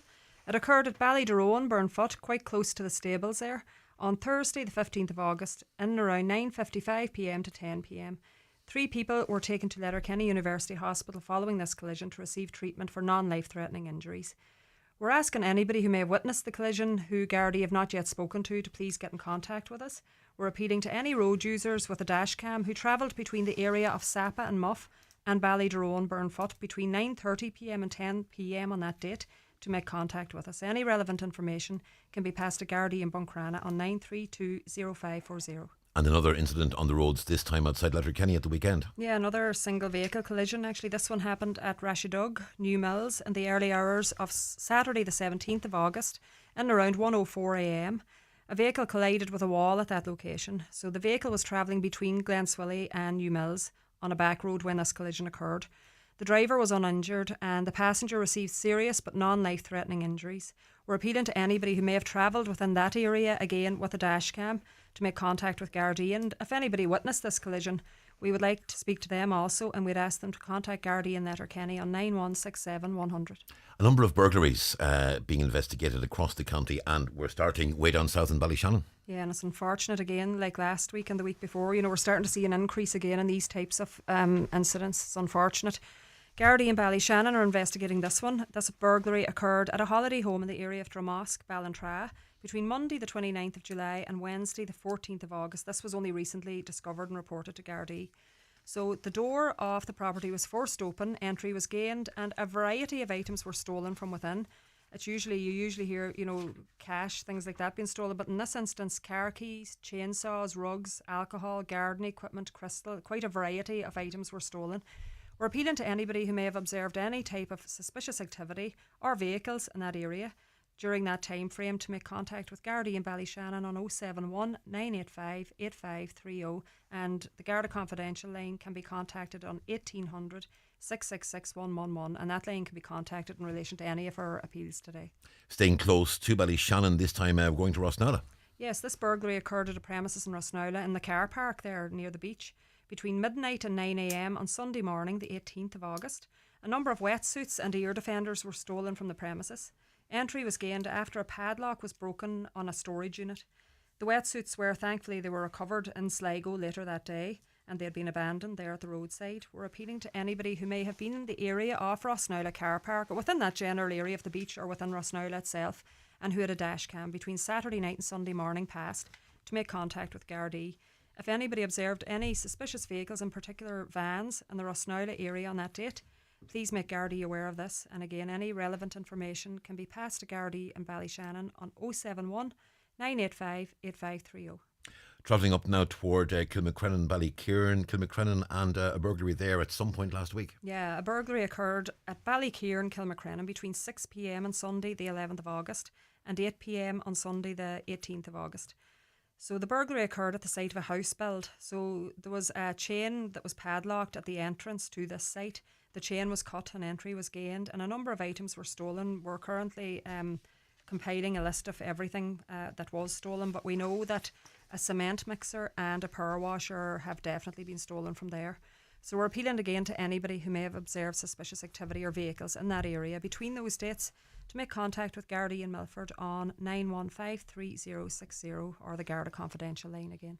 We don't very often get incidents on our offshore islands, but this week we do have one on Inishbofin. We do, yeah, and it's quite an unfortunate incident. You know, it's an unusual one, all right. Gardaí are appealing for information in relation to an incident of criminal damage. This occurred at the community hall on Inishbofin Island, there, Meanlara, Garda Hark.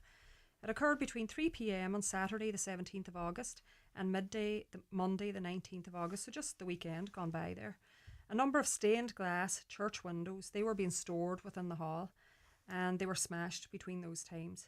And the public have, the public would have access to the hall. So it's a very recent incident, and we're asking residents in that area just to have a think back and recall if they observed any sort of suspicious activity in and around the community hall there on Inishbofin between those dates, or if they can offer any relevant information to us, to please contact Gardaí in Milford on 9153060. Heading to Letterkenny now, and the theft of a car. Yes, so this car was stolen from Parkview Drive, Letterkenny, on Tuesday the 13th of August between 10:40 p.m. and midnight, and it was found in and around midnight in the area of Garthley, abandoned there. The rear passenger tyre of the car had been damaged. The car in question is a silver Audi with a partial registration of 08D. So we're appealing to anybody who may have observed this car being driven within Parkview Drive or being driven and abandoned a short time later in Garthley between those times to make contact with Garda in Letterkenny on 9167100. Another vehicle theft, but this time a quad. Yes, this incident happened in the area of Ballylennon, St Johnson, on Saturday the 17th of August and around 2 p.m. A quad was stolen from a shed, that location. It was driven a short distance down the road and abandoned there. Damage was caused to the front tyre off the quad.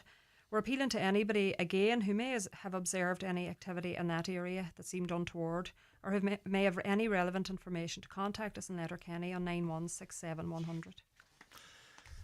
Now, Alfie, the detector dog, has been busy around about Donegal, and a number of people I know have been asking Gardaí about Alfie and what Alfie is and what Alfie is doing, and you have a bit of information about Alfie so we can get to know Alfie better. We do, and we had a post on our Facebook page not that long ago, actually, a few weeks ago, about Alfie, the detector dog, and it'll appear on our Facebook page again later today. So members of the public may have seen Alfie at checkpoints across the Donegal division over the weekend. So Alfie is a detector dog, and he's with the Revenue Customs Service. Along with his handler, Alfie assisted our divisional drugs unit with checkpoints and searches throughout the weekend as part of Operation Tara. As part of this operation, 10 people were detected in possession of controlled drugs. One male was arrested and interviewed on suspicion of cultivating cannabis. He was interviewed and released pending analysis of the seized items and submission of a file to the DPP. A second male was arrested on suspicion of dangerous driving after failing to stop for Gardaí. Cocaine and cannabis with a market value of €3,150 was also seized during the operation. We're asking anybody who may have information in relation to the sale and supply of controlled drugs to contact the Donegal Divisional Drugs Unit in confidence on 9167100, or, as always, the Garda confidential line on 1800 666 111 or any Garda station. Now, some questions that came into us last week, and one of them is an issue that crops up on a fairly regular basis, and sometimes you see number plates on cars and they look rather strange, but there is a very specific legal format that number plates must follow. There is, yeah. So bear with me now, I'll just run through the format of the number plates here. It's not too lengthy. So there are, as you said, there's strict rules about the format, dimensions and technical specifications of vehicle registration plates that are displayed on vehicles. The main requirements in relation to the format of the vehicle registration plate is the registration number. This consists of numbers and letters. It must be in black and it must be on a white reflective background. The name of the county of registration must be in Irish or Asgaeilge, for example, Ballyahaclia. The EU flag and the letters IRL must be placed on the left-hand side of the plate. The flag shows 12 gold stars in a circle with the letters IRL and white underneath. And all on a blue reflective background, No other numbers, letters or marks should appear on your registration plate. They must be fixed to the front and rear of your vehicle and be clearly visible at all times. And at this time of year especially, we see cars, especially with that weather, cars may be muddy, and just please, we would ask people also to ensure that their number plates are visible. Go out, give them an odd wipe, make sure that they're clear and visible at all times. If you're towing a trailer or caravan, a duplicate of the registration plate must be fixed to the back of the trailer or caravan. And if anybody would like to see just an example of, a legal and acceptable registration plate, they can visit www.citizensinformation.ie and you can view them there. Caller asks, when stopped at a checkpoint, what ID do I have to provide to the Gardaí? Well, if you're stopped at a checkpoint, the only ID really that you would be likely to produce is your driving licence. So Garda are entitled to demand production of this if you are the driver of the vehicle at the roadside at a checkpoint. And should you carry your licence with you at all times? I know, in the past it was a matter of produce your driving licence at a Garda station within 10 days. Is there now a law that says, look, you should have your driver licence with you at all times, or does the 10-day thing still hold? Yeah, well, really and truly, it's advisable that you should have your driver licence with you at all times. But then in saying that, we can, we do, when we demand production of a driving licence at the roadside and you don't have it there, we then give you 10 days and you're asked which station do you want to produce your driving licence at. So you will have that 10-day grace period then to produce your driving licence at a station of your choice. But the reality now is driver's licence are now credit card sized cards, so they're in our wallets, they're in the back of our phones. We are most likely carrying them with us anyway. They're not the old unwieldy ones that we used to have. There's no real excuse, I suppose, really, not to have your you have your bank card with you, and as you say, it's the same format, same size as that, so really everybody should have their driving licence with them. Yeah, well, I know mine's in the wallet, in the pocket, along with everything else. Caller says, and this is an interesting one, I live beside a group of people and there's absolutely no issue with them, but their behaviour walking on the narrow road in the area leaves a lot to be desired. How do I anonymously request a Garda to call to them regarding road safety? Obviously, caller just concerned that these people may be walking in a way that they perceive as being dangerous, and maybe they just need a bit of a reminder. What should the caller do? Yeah, and I think this is lovely. I thought it was lovely to read that question because I thought it was lovely to see, a bit of community concern, but a community. It's nice to see, and I'm sure these people too will appreciate the fact that the concern is being shown for them and for their safety. And I would advise this caller, contact your local district headquarters, Letterkenny here, if that's their local headquarters. They can be contacted 916 100, Buncrana 932 0540, Milford 9153 060, or Ballyshannon 071 985 8530.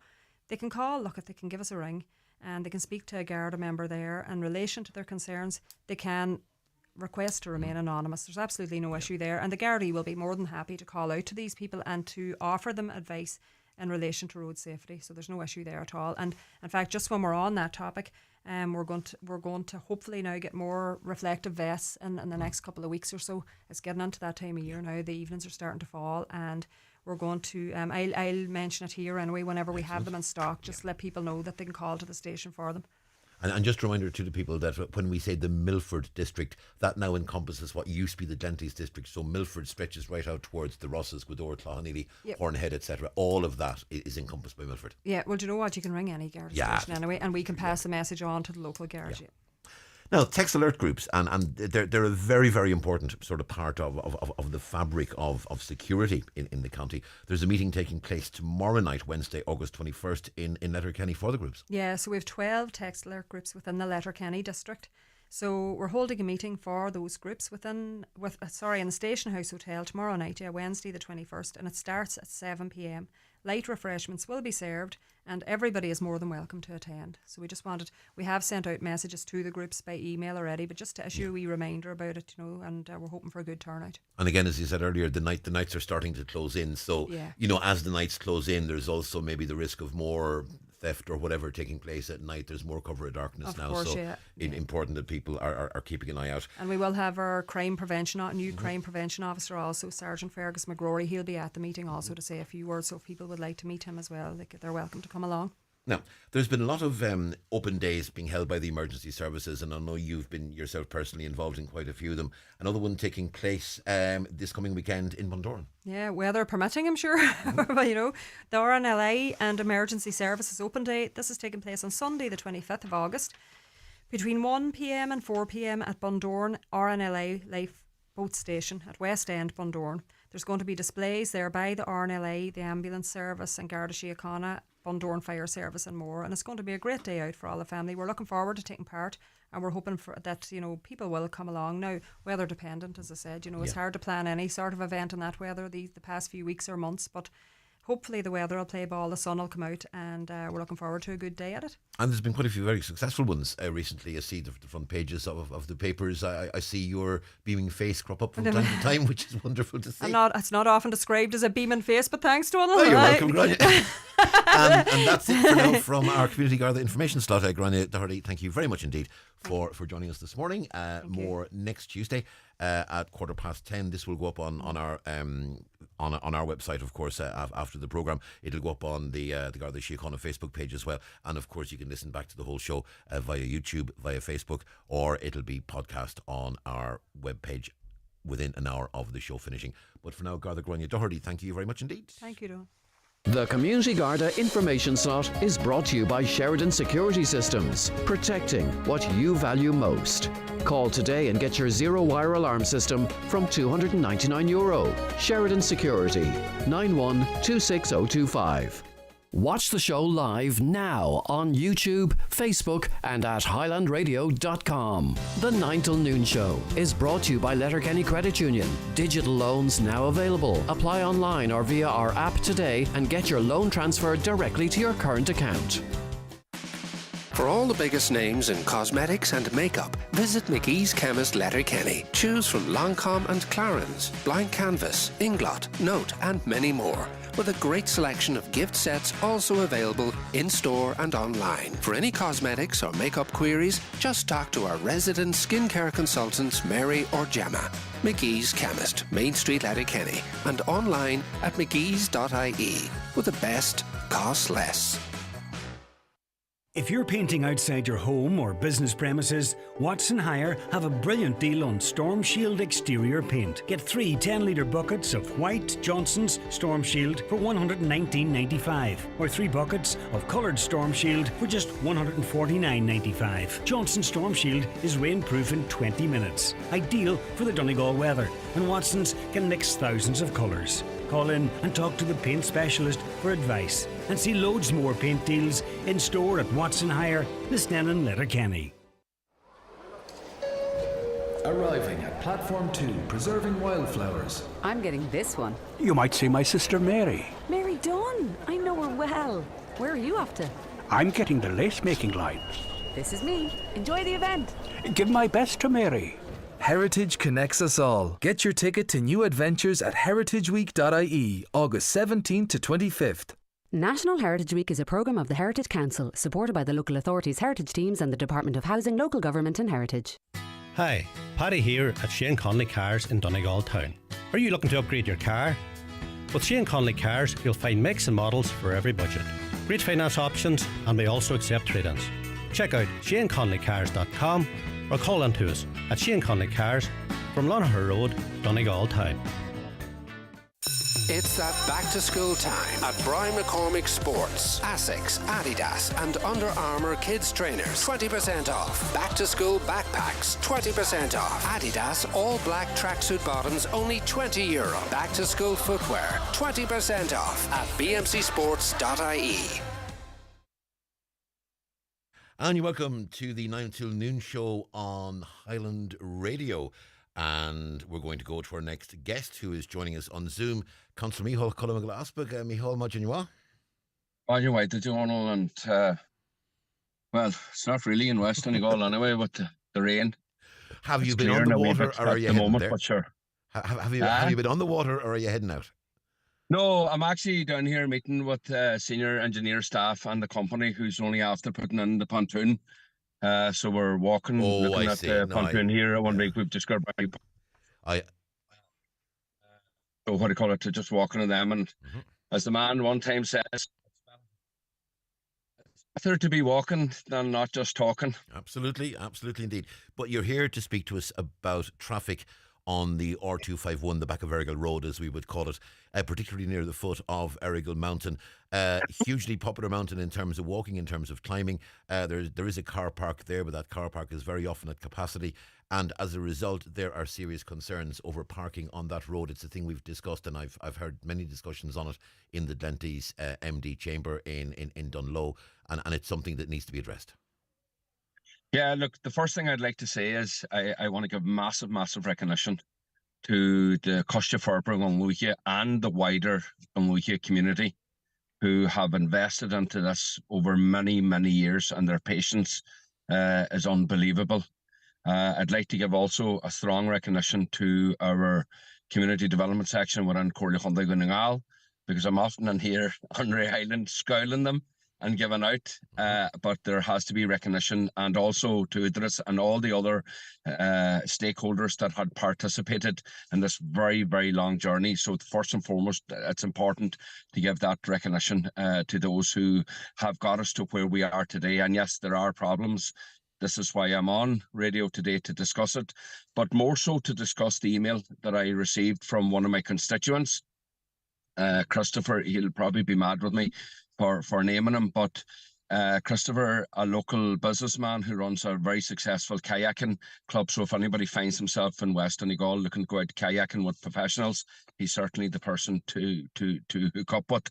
But Christopher found himself, like many of us in West Donegal, and those maybe travelling from Listakennel, Gador, on busy days when the mountain is really busy, and the cars on both sides of the roads. Now, there's two reasons. Now, the car park is blocked off now at the moment because the part of the mountain that was washed away has been fixed up. And thanks very much to Ian, to his staff, to Spot, local lads, and Martin, who are working on the mountain with them. But this time, so because the car park is closed off due to place for materials, and I think the helicopter will be coming very shortly, but as well, and I know that people are quite excited to see that again. But the problem is that there's cars parked on both sides of the road, and I don't believe, as a local councillor, that that's acceptable in any shape or form. And I know these things take time, but when Christopher rang me the other day, and I'm not exaggerating this for the sake of it for the radio, I'm straight up front about this, he was absolutely shaking on the phone. Christopher nearly wiped out a couple of children coming down that road. Christopher, as I was saying to somebody in the council earlier on today, because we were discussing it, somebody I know well who's a very slow, careful, considerate driver. He's not somebody that speeds. So the speed that he would have been going at would have been appropriate for the amount of traffic on that road. And unfortunately, 3 kids, for whatever reason, kids being kids, decided to run on the side of the road, and it was pure luck that Christopher and I, or maybe me and you, aren't having a different conversation. He pulled in immediately.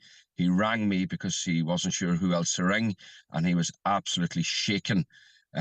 Just the thought of how that story could have ended up.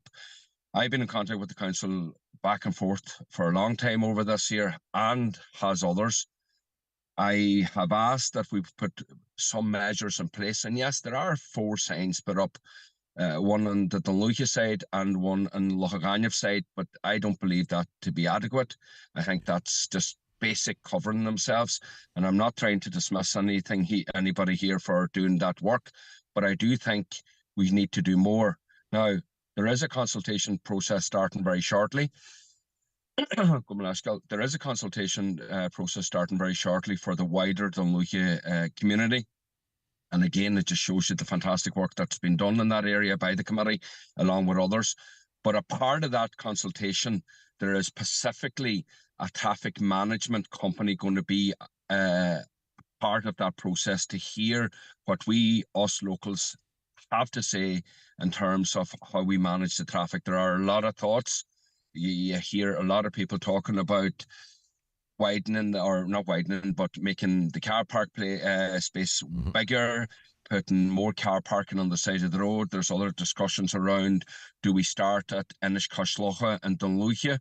So do we start in the village and then the walk up? Do we transport people up and down? And the reason for the consultation clearly is to hear what the wider community has to say and how their proposals can be put forward. But in the interim time, because that's going to take time, again, walking and talking, there's a difference and both are needed.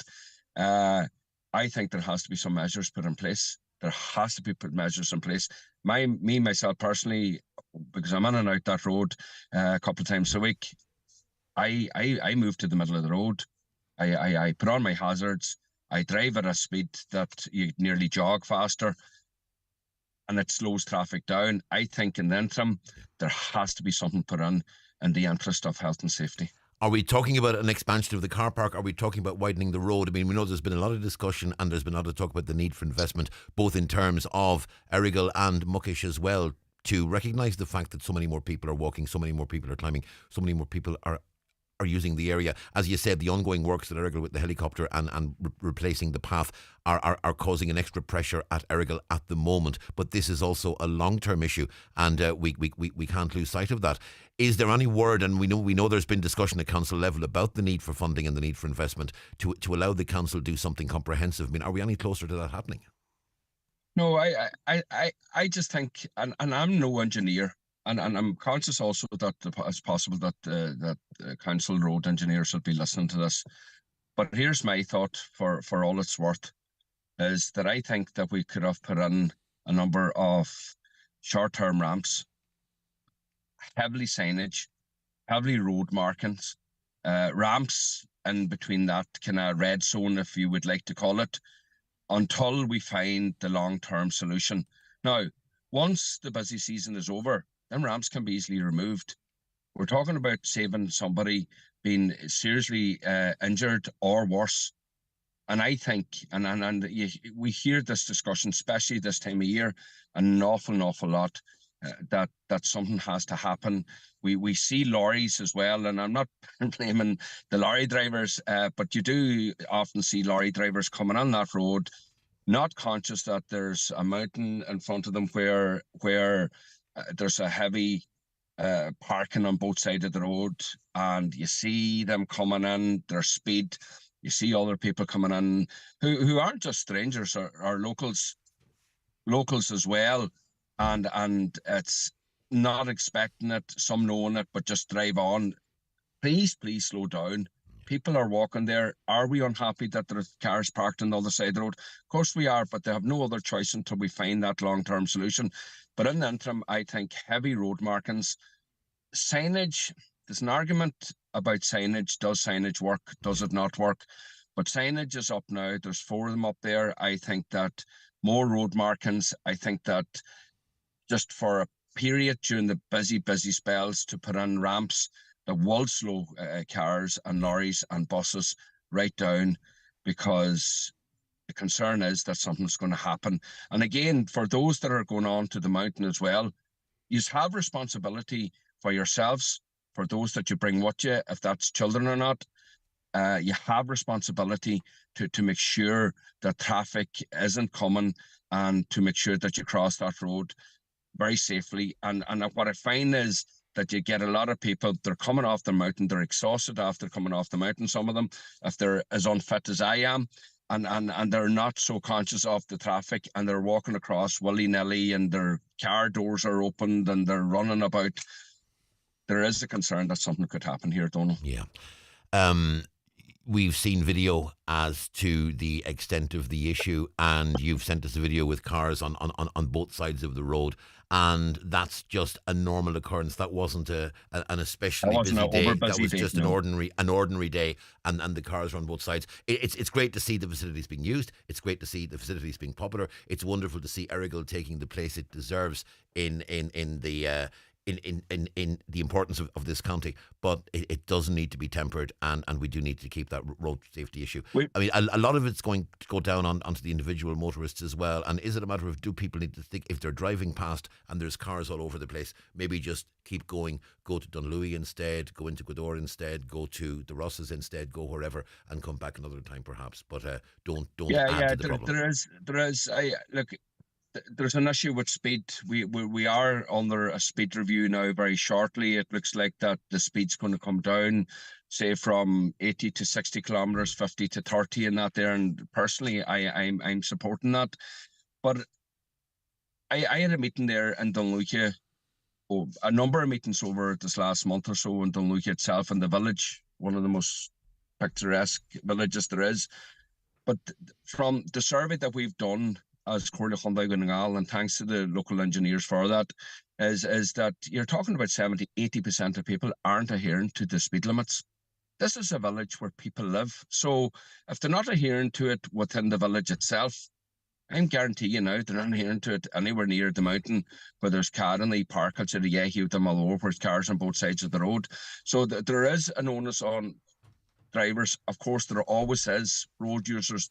Of course, we're talking about a time where we're very conscious of road safety, with the unfortunate road deaths both in the 6 counties and the Free State, and people need to take huge responsibility. But I just think that we know the mountain is busy during these periods. We know when them periods are, and heavy road markings, what temporary ramps, I think could be of huge benefit. Absolutely. Stay with us, Micheál. Joined on line 1 by Sarah, who is a cyclist and was cycling in the vicinity of Errigal a short time ago. Sarah, tell us your experience. Well, when I was cycling up to near to where the car park was, there was just lines of cars on both sides of the road, and you just see people getting out of the car, not really checking if there was anything coming up or down the road while they were getting out of the car or crossing the road and all that. And what a lot of people don't seem to realise, particularly visitors, I suppose, is that back of Errigal Road, that is the main road between Letterkenny and West Donegal. That is a busy road. It's not a national road, it's not an N road, but it is a very busy road, and it would be regarded by many as the main road between, say, Letterkenny and West Donegal, Godor, and so on. Yeah, it would be classed as the main road. I'm not too sure what the speed limit of it is, but yeah, you would get people just coming at the right limit coming down the road. But for anybody crossing the road or anybody with kids crossing the road, you would worry that a wee kid could just run out in front of a car. Absolutely. To cross the road, kind of thing.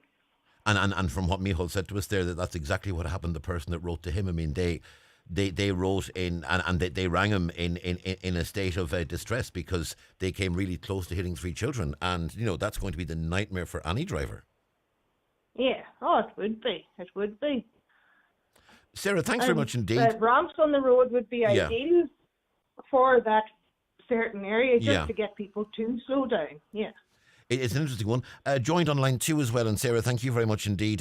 Owen is with us on line 2, and Owen, you believe that the facilities for those using the mountain need to be enhanced?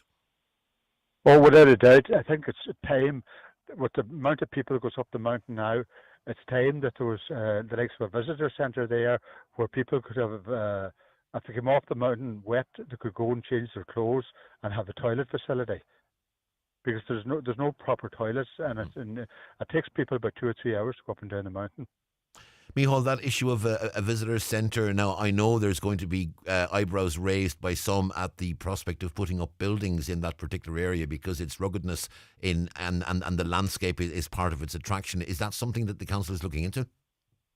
Well, look, I'm not trying to dismiss what Owen's saying, far from it, because we're on here to discuss specifically about road safety and health and safety, and I'm genuinely not taking away from the important issue that you have raised, but we are here to talk about the health and safety of the roads. So I'll finish on this one.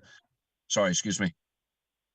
Micheál, if you go down the country and you go to certain mountains down the country and certain facilities like that, which is in mountainous areas too, there's nice buildings that's blended into the environment. And they're not a hindrance to the area. They're only an asset to the area. And the same could be done there at the bottom of Errigal too. I'm to be very clear about here, I'm not disagreeing with you whatsoever. It's just I was just pointing out the fact that we're here to talk about not facilities, but about health and safety in roads. And just, I suppose the point is, there is a consultation happening at the moment I do believe that there are certain facilities, especially around toilets and water and the likes of that there. But we need to be also conscious is that the people of Wachawanglucha, I think that decision has to be not fully, but mostly with them and how they want to see their community, because it's them that lives there, it's their community, it's their land, and how that has to be developed. And hopefully yourself, like many others, will engage with the consultation. I think could be happening in a number of weeks, maybe a month or two. And around about September, that process, and when it opens up, that people will come to the public meetings that hopefully will be held and online and all the other ways that they engage with the public. But going back to the road issue, and Sarah, fair play to you, because if you're cycling right on up that mountain, you're a hell of a lot fitter than I certainly am. And you're right, they are. And I watch cyclists and I watch road users regularly, and there are people who just swing up the door open as if they were parked in a big car park, not expecting cars to come. We live in a very, very beautiful part of the county. West Donegal is just absolutely, and yes, I am biased, is stunning. When you look at what we have in Glenveagh, we have the island community, we have the coastal community, we have Dunluch itself, we have Inishkashloha, you have one of the nicest rural bars that there is in Ireland there, if anybody's ever passing and for a wee drink and a conversation with Michal.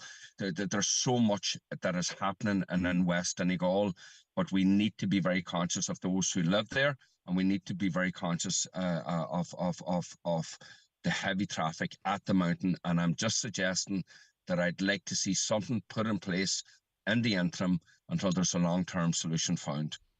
And Owen, I'm sure you'll take part in that consultation and let the council know your views, because I know you're not the first person to sort of speak about the need for enhanced facilities in the area of Errigal, and there is so much could be done. Obviously it's going to have to be done with a very clear and focused eye toward the environment, and not to do anything. And I know the last thing you would want to do, Owen, would be to in any way disrupt or compromise the beauty of that environment. But certainly, Owen, it's an important point, and maybe a discussion for another day. But thank you very much indeed, Owen, for your contribution, and thanks to Sarah as well. And Michal, thanks to you indeed. It's an important one. As I said, it's one that's been discussed several times in the Glenties MD chamber in Dunlow, and I'm sure we'll have more discussions on it in the weeks and months to come. But for now, Councillor Michal Cullum, thank you very much indeed.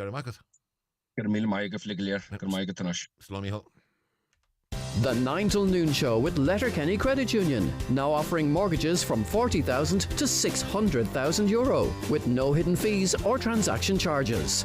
Letterkenny Credit Union, 9102127. Need treatment or surgery? At Kingsbridge Private Hospital Northwest, you will have access to over 300 consultants and hundreds of treatments and services. Whether you are insured, a self-payer, or want to avail of the cross-border healthcare scheme, Kingsbridge Private Hospital can help. And with guaranteed 5-star care from treatment right through to your personalised recovery plan, we will be with you every step of the way. So why wait? We are only 20 minutes from Derry. Visit kingsbridgeprivatehospital.com today. Hey, what do you think? The National Planning Framework is being revised, and this is your chance to join the conversation. The National Planning Framework is the overarching policy and planning strategy for Ireland's social, economic and cultural development. You can share your opinions and suggestions on the revisions by post or through our online consultation portal. For all the information you need, visit npf.ie. Brought to you by the Government of Ireland. Best staycation ever. 4 best mates, 60 minutes from home. 10 thrilling zip lines. 8 breathtaking views. 4 coffees to catch a breath. 1,000 metres into a wondrous cave. 3 echo. 1 incredible day. Plan your best staycation ever at discoverireland.ie and experience the feeling of a holiday all in one day.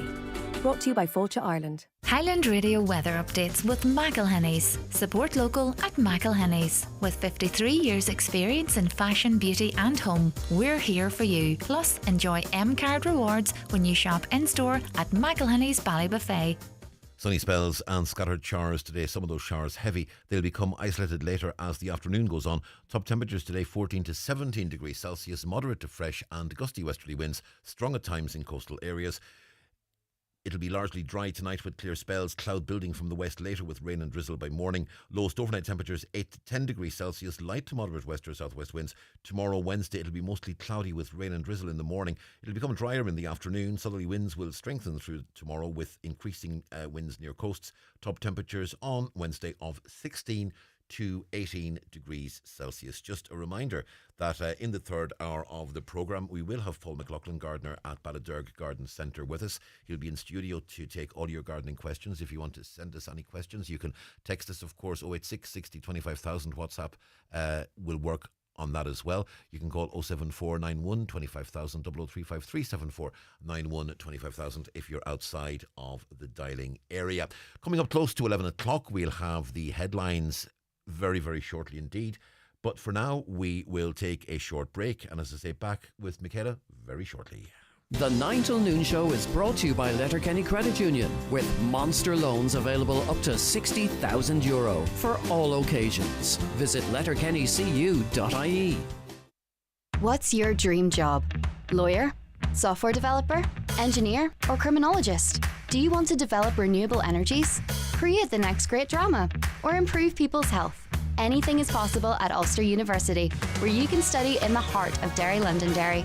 Clearing places are now available to help you realise your ambitions. It's time to say hello, future. Apply now for September 2024 at ulster.ac.uk/clearing. Hello, my name's Enda Walsh, and I'm a dairy farmer from Ormore, County Galway. In Ireland, we're always looking for a better cow. A cow that's healthier, happier and longer lived. A cow that gives us more milk of a higher quality with specific health benefits. A cow that has a lower carbon footprint. We're finding that better cow through our world-leading breeding programs based on years of science and research. I'm speaking on behalf of the National Dairy Council, everyone's dairy. iMotors are now carrying the largest range of pre-owned cars in the Northwest. Don't settle for just any car. Choose the one that suits your style and budget. Visit imotors.ie to explore our extensive range with 20 plus brands to choose from and find your next car today. Or call into our showroom in Letterkenny or Malin. iMotors, fearless generation. Discover a new standard in healthcare at Greenview Medical Centre, Letterkenny. For routine checkups or urgent concerns, Greenview Medical Centre offers children's consultations, referrals, prescriptions and specialised male and female healthcare. Don't wait to get the care you deserve. Book now at greenviewmedicalcentre.ie or call 074 920 2070. Early morning and late evening appointments available. Greenview Medical Centre, Riverside Retail Park, Letterkenny. A new health horizon. Let's go greyhound racing. Join us every Saturday evening and Sunday afternoon for a great time out at Lifford Greyhound Stadium. Restaurant reservations in the grandstand are available with live music after racing on Saturdays. Visit liffordstadium.com for more.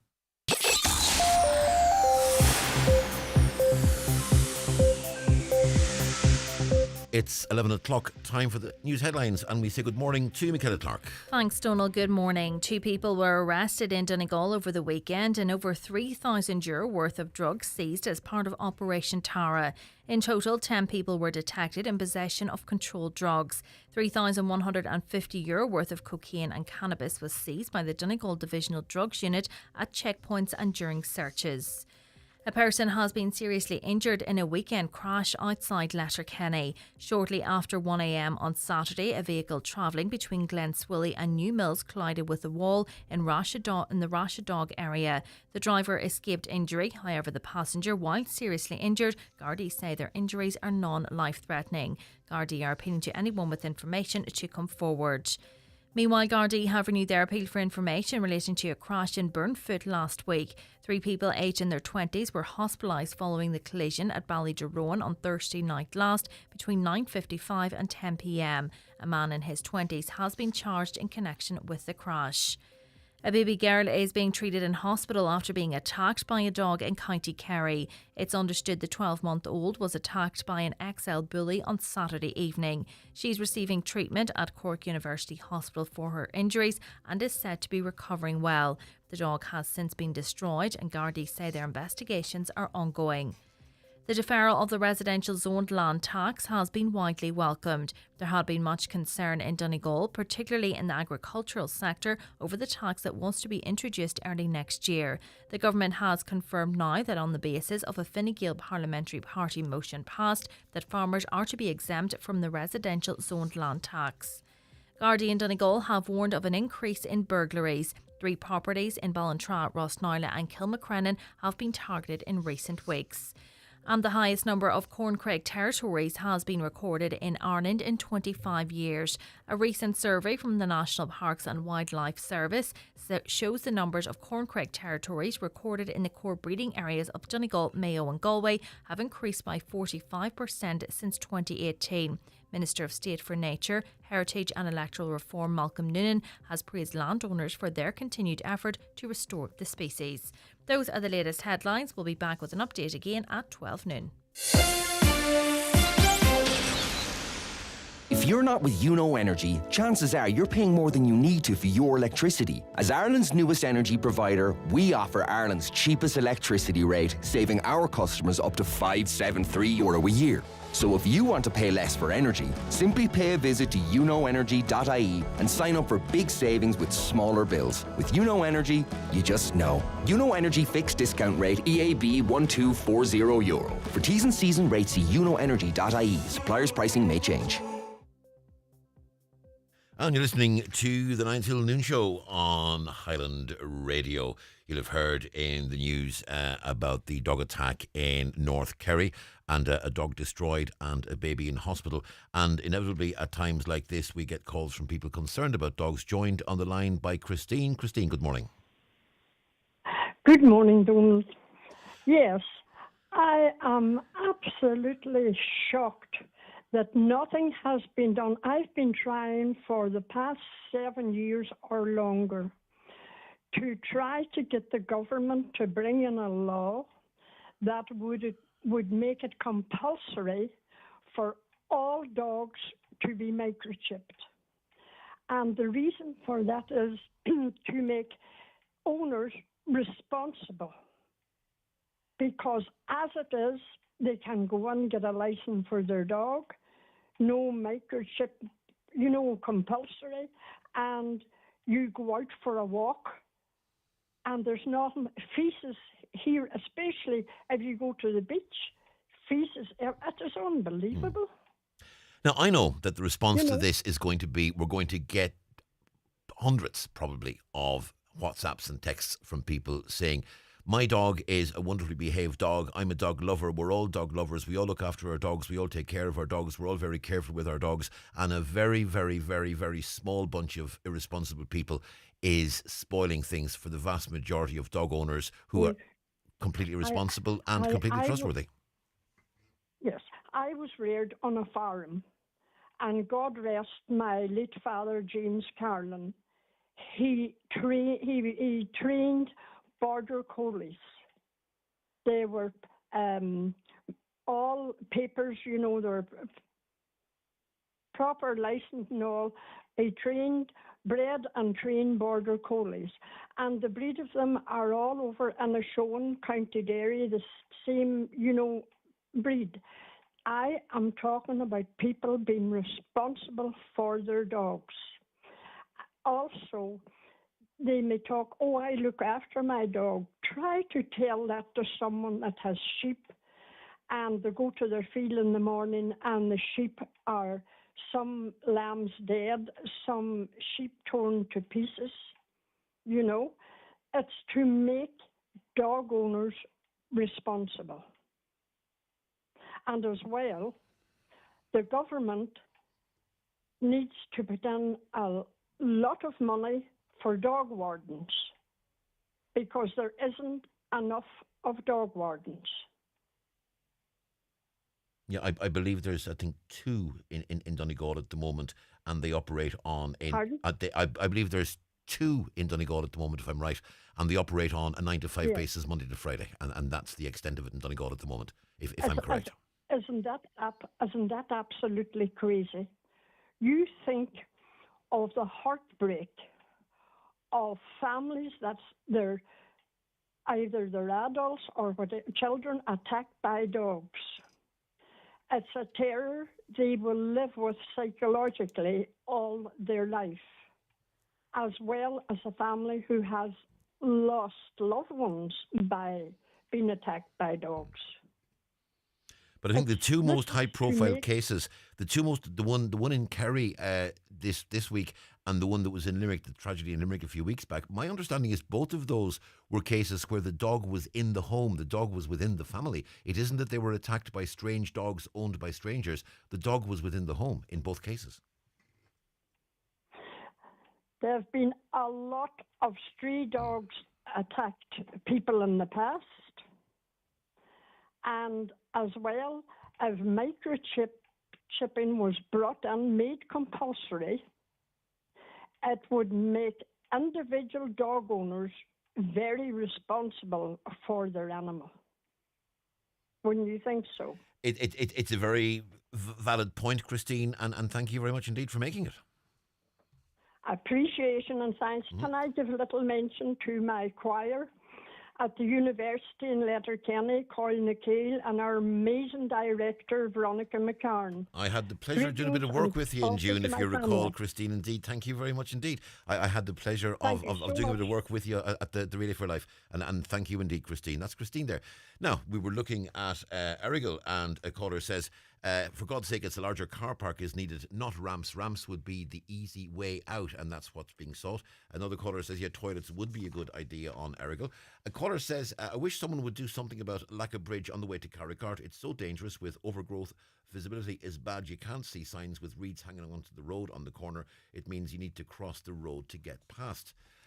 Also, I just listened to Councillor Canning speaking in regards to the council being on top of the council development plan.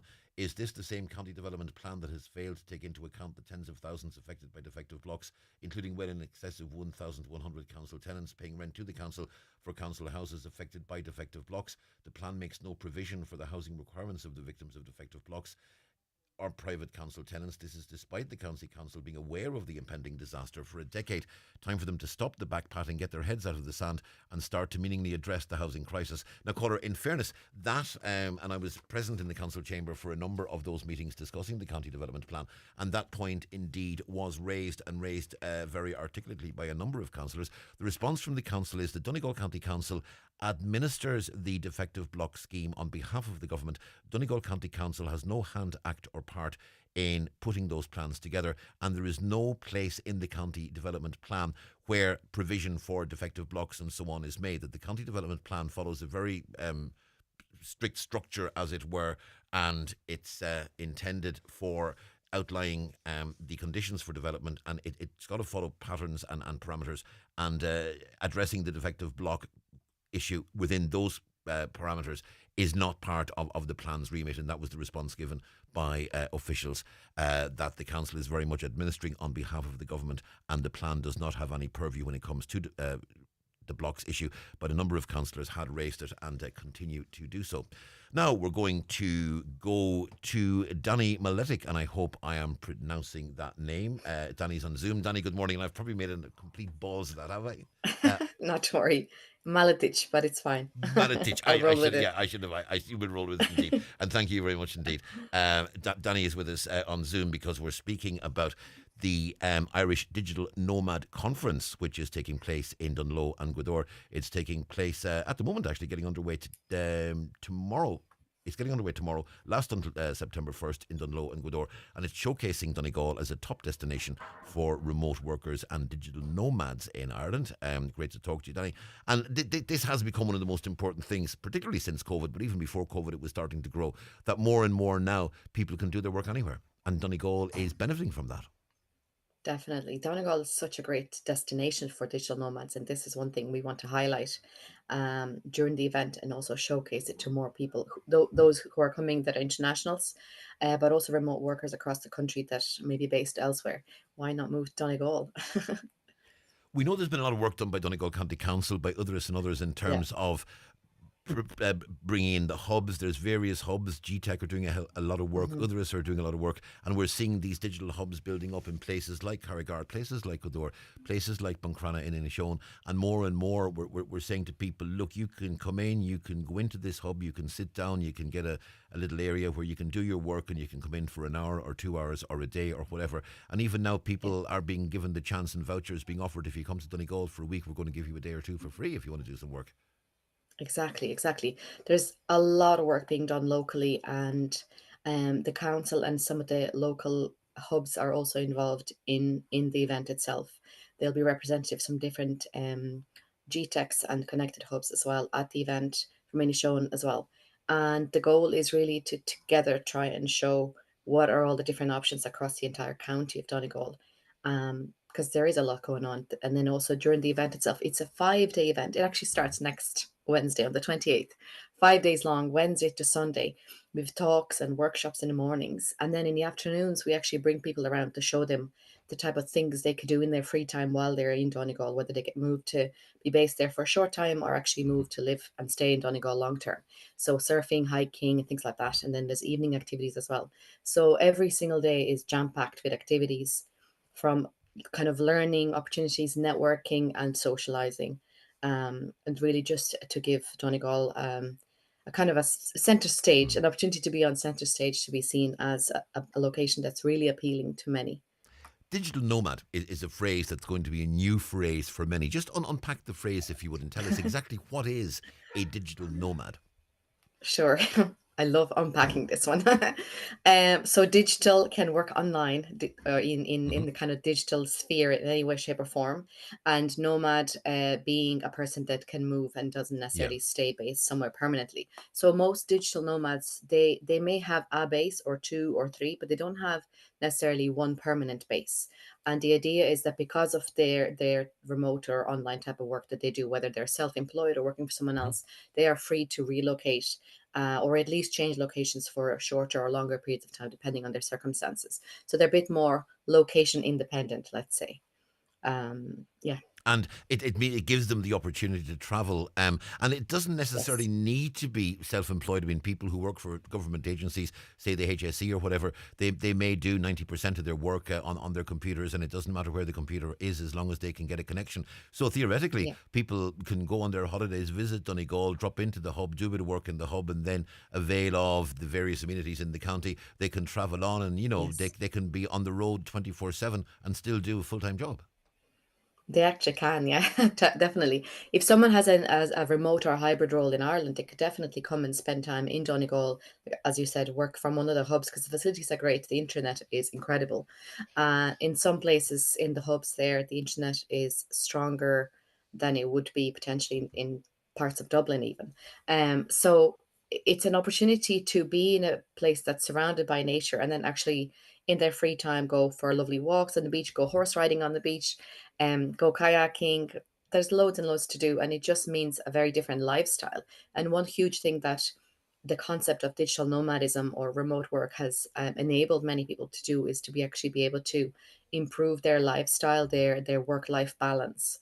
So there are a lot of healthy kind of positive factors, or should I say direct consequences of this type of a lifestyle that change people's lives, whether it comes down to mental health, just changing the environment and being somewhere that feels good. And you wake up and maybe look at, you're looking at the beach, having your coffee, finishing work, and then, going outside and enjoying the nature. So there's a lot there. And Donegal has so many places like that allow this kind of close connection to nature as well. No, So you're the founder of Nomad Era, the Nomad Hub, and in a sense you're at the forefront of identifying this new brand of worker and trying to see how that person can be accommodated. And Donegal County Council and others, as we say, they have been providing the hubs, they have been providing the centres, and they have been providing the vouchers and trying to make tentative steps into attracting people up to the county. I mean, the council's made a good start. It could, I'm sure, be doing more in terms of those vouchers, in terms of the amenity. Do you think more and more we're going to see people come in, with that sort of lifestyle, that more and more people will choose, I'm just going to travel and work as I go. And it'll become more and more a lifestyle choice where people can actually get the best of both worlds, do their work, do their job, but at the same time be in a new place and be experiencing new places on a weekly or a monthly basis. Yes, absolutely. I do think that it will become more of a thing when people realize how to do it. So the level of flexibility that exists. So whether someone lives in Ireland and is working remotely or for themselves, a lot of founders, startup owners or entrepreneurs themselves can do it, especially if they run their own business and they know they sort of, I suppose, dictate their own hours, and they have the control of the flexibility in that sense. But in general, I think, for example, with Nomad Era last year, we had this event as the annual conference and fest in Kerry, in County Kerry, and it was great. We showcased and showed around different parts of the county. Since then, a couple of people actually moved to Kerry. One in particular has been living there now for about a year. So the idea is very similar with Donegal, to try and really show what there is. With Nomad Era, the annual event, we actually try to circulate and rotate around the country and showcase different counties each year. However, with Donegal in itself, because the council and the local bodies and organisations are very interested in having a more active kind of nomadic lifestyle, showcasing the opportunities and having those bases there. One of our other goals is also to set up a more active digital nomad hub. So it will be very closely linked with the existing physical hubs, the work hubs, the GTECs, but to actually have a community of individuals that are living there, based there. Maybe they come and go, but that there is an actual physical place where they go to, that's very, very kind of accommodating to the needs of the digital nomads, and lots of events and activities. So a thriving, active hub, that's kind of a goal, a direction. These are some of the conversations happening behind the scenes, working with more and more local partners, different parts of the different kind of business networks and hubs across the county to see what else can be done.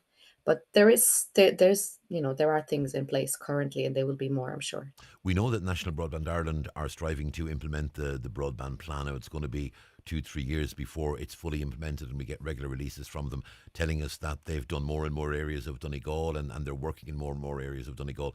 The more that happens, the more we get fibre broadband available, and we're being told now, of course, there's more and more available on satellite. There's more and more other options as well as what NBI are providing. Are we getting to a point where, Donegal, the traditional issue always was, in a place like Donegal, we need better broadband. We don't have the broadband coverage to meet the needs of people. Are we going to get to the point where that coverage will be there, to the extent that not only will we meet the needs of the people that are here, but we'll actually start attracting in more digital nomads and others? I'd love to say yes to that. The truth is, I don't know, but I really hope so. But I really think that there's a lot being done, and the opportunities in Donegal as a county in terms of nature primarily are just humongous. So even if someone's based a 30-minute drive or a 45-minute drive from a beautiful mountain or the cliffs or a beach where they can, surf and whatnot, it's still very close to, compared to many other cities across the world, where they're not, like, it might be, big cities even across the US, where they're nowhere near mountains or beaches that are, at such proximity. And Ireland being like a relatively small country, it's very easy to get around the entire country. And then there's the Donegal airport, which makes things even more accessible, like quick flights to even just to Dublin. Well, it just means the accessibility is still going to be there. The opportunities are still there. Like, with or without, I just think that with the hubs themselves having really good, steady, reliable internet nowadays, this is such a great starting point. It can go from there, definitely. But even at that, being based next to one of these hubs and then driving for 30 minutes to the beach sounds pretty idyllic. Absolutely, it does. It's getting underway in Goodore and Dunlow. It starts on tomorrow week, August the 28th, lasts until the 1st, which is a Sunday. Danny Maloney, thank you very much indeed. We wish you all the best with it, and we look forward to see more and more digital nomads coming to Donegal, and hopefully some of them will stop being nomads and put down some roots. They fall in love with the place Could well Right. happen. We'll see No, what definitely. happens. Danny, it's been a Definitely. pleasure. Thank you very so much much. indeed. Thank you. Bye-bye. Thank you. And everyone's welcome to have a look at the website, nomadera.com, for more information. And also there's still registrations available. So come and join us. Thank you very much to indeed. meet you there. Okie dokie. Thank you, Danny. Bye. The county's #1 talk show, The 9 till Noon Show on Highland Radio. The 9 till Noon Show is brought to you by Letterkenny Credit Union, offering low-rate car loans with fast approval. Apply online at letterkennycu.ie or in office today. Arriving at platform 2, preserving wildflowers. I'm getting this one. You might see my sister Mary. Mary Dunn. I know her well. Where are you off to? I'm getting the lace-making line. This is me. Enjoy the event. Give my best to Mary. Heritage connects us all. Get your ticket to new adventures at heritageweek.ie, August 17th to 25th. National Heritage Week is a programme of the Heritage Council, supported by the local authorities' heritage teams and the Department of Housing, Local Government and Heritage. Did you know that M&S school uniform is durable, responsible, hand-me-downable? Why? Because that's what kids need. Why? Because sometimes things can get messy. Why? Because paint, puddles, ketchup. Why? Because school happens. M&S uniforms. Shop in-store and online at marksandSpencer.ie. Why? Raymond Sweeney here to introduce you to heat pump tumble dryers. With these dryers you can save up to 50% on energy use, enjoy softer clothes, and thanks to advanced sensor drying technology you will have wrinkle-free laundry every time. Upgrade your drying experience today with a heat pump tumble dryer, now available at Ben Sweeney Euronics, Port Road, Letterkenny, or the shopping centre Dunlow. The hunt is on for Ireland's new local hero.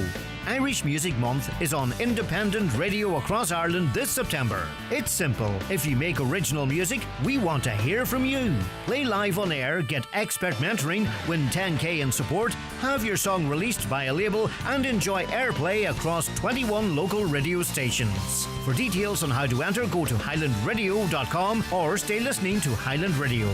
Independent Music Month. Irish radio supporting Irish artists with IBI and Hot Press, supported by Commission on Sound and Vision Scheme, funded by the television licence fee. Shekelatha ama Highland Radio. Arna Dortugat ag Airgrid. Uproar agus Forbor an go letrahas na Héireann. Airgrid. Pobl a guachtu, era a guachtu. Teshe. The Carter Nomads, Trish Hendek, and you're welcome back to the 9 till Noon show here on Highland Radio. Paul's joined us in studio. We'll be going over to Paul in just a moment. Just want to mention our mega summer draw. Have you bought your tickets for the Highland Radio mega summer draw? 4 chances to win big. 2,500 being given away every Friday, plus 10,000 on the 6th of September. That'll be happening here live on the 9 till Noon show with Greg. The earlier you're in, the more chances you have to win. All you have to do is buy a ticket at highlandradio.com. You click on mega summer draw and answer a simple question. Then you choose 1 ticket for €10, 6 for 50 or 10 for 80. And there's, we say, opportunities to win €2,500 on Fridays. I think it'll be on the breakfast show with Lee this coming Friday. Then it'll be on the 9 till Noon show with on the Around the Northwest with John the following week. It'll be on the Jive Time with David the week after, and then the final draw for 10 grand is going to be made here by Greg and Fanula and the team on the 9 till Noon show, and that will be on September 6th.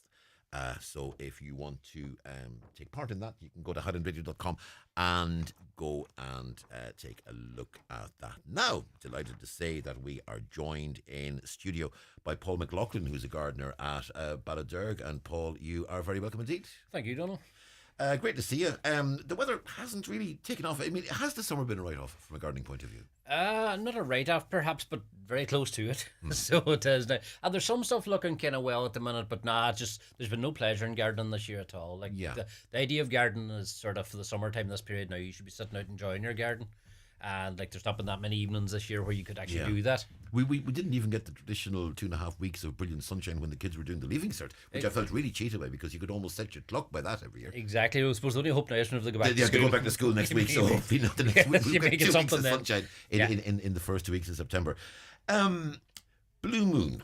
And that's an important time for gardening as well, particularly at night. Yes, particularly at night. All right, now there's I suppose a superstition you would call it, that if you go harvesting it under a blue moon, you're guaranteed abundance for life, and more important, if you go picking flowers, you're guaranteed beauty for life. So I went picking tomatoes last night because I think the beauty thing may have sailed, but I watched the film on Netflix last night, so I mean, that's me doomed, I'm afraid. Yes, I think you have another opportunity tonight. Yeah. And actually, I commented on this actually on the paper review this morning, because the moon, particularly in Greece, Turkey, and some areas, is actually red, and that's a result of wildfires. Yes, wildfires in Canada. I actually was on the road there very late Monday night. It was about 1 o'clock. I was out driving about, and the moon is pure red. So I did notice that myself one night too. But wow, I mean.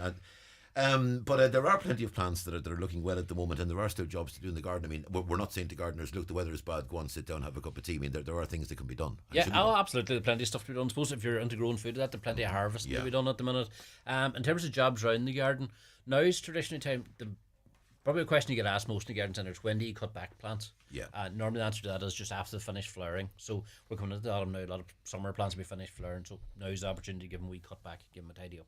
And just freshen up the beds as well. Yes, and just exactly. Make sure in terms of roses, a lot of work to be done with those at the moment. Yes, unfortunately, it's not been a great year for roses. The constant sort of rain the flowers haven't performed the way they should. The sunshine levels aren't there. But if you're growing your roses, black spot's a problem this year too. So unfortunately, just I suppose if you're into spraying, just maintain the spraying. Otherwise, if you have sort of diseased foliage on them, just remove that. Just make them look a bit better, and obviously remove it from the plant, because they're obviously the possibility of reinfecting. In terms of lawns, one thing we haven't needed this year is sprinklers, and they will be very wet at the moment. I mean, Yes. is that having an impact on the lawn care? Exactly, it would have. Normally at this time of year, whenever it's actually dry, you'd be lifting the blades almost to not stress the lawn as much, because we struggled for water at this time of year. Whereas this is definitely not the case this year. You'd almost be lifting the blades to stop her clogging in the wet stuff.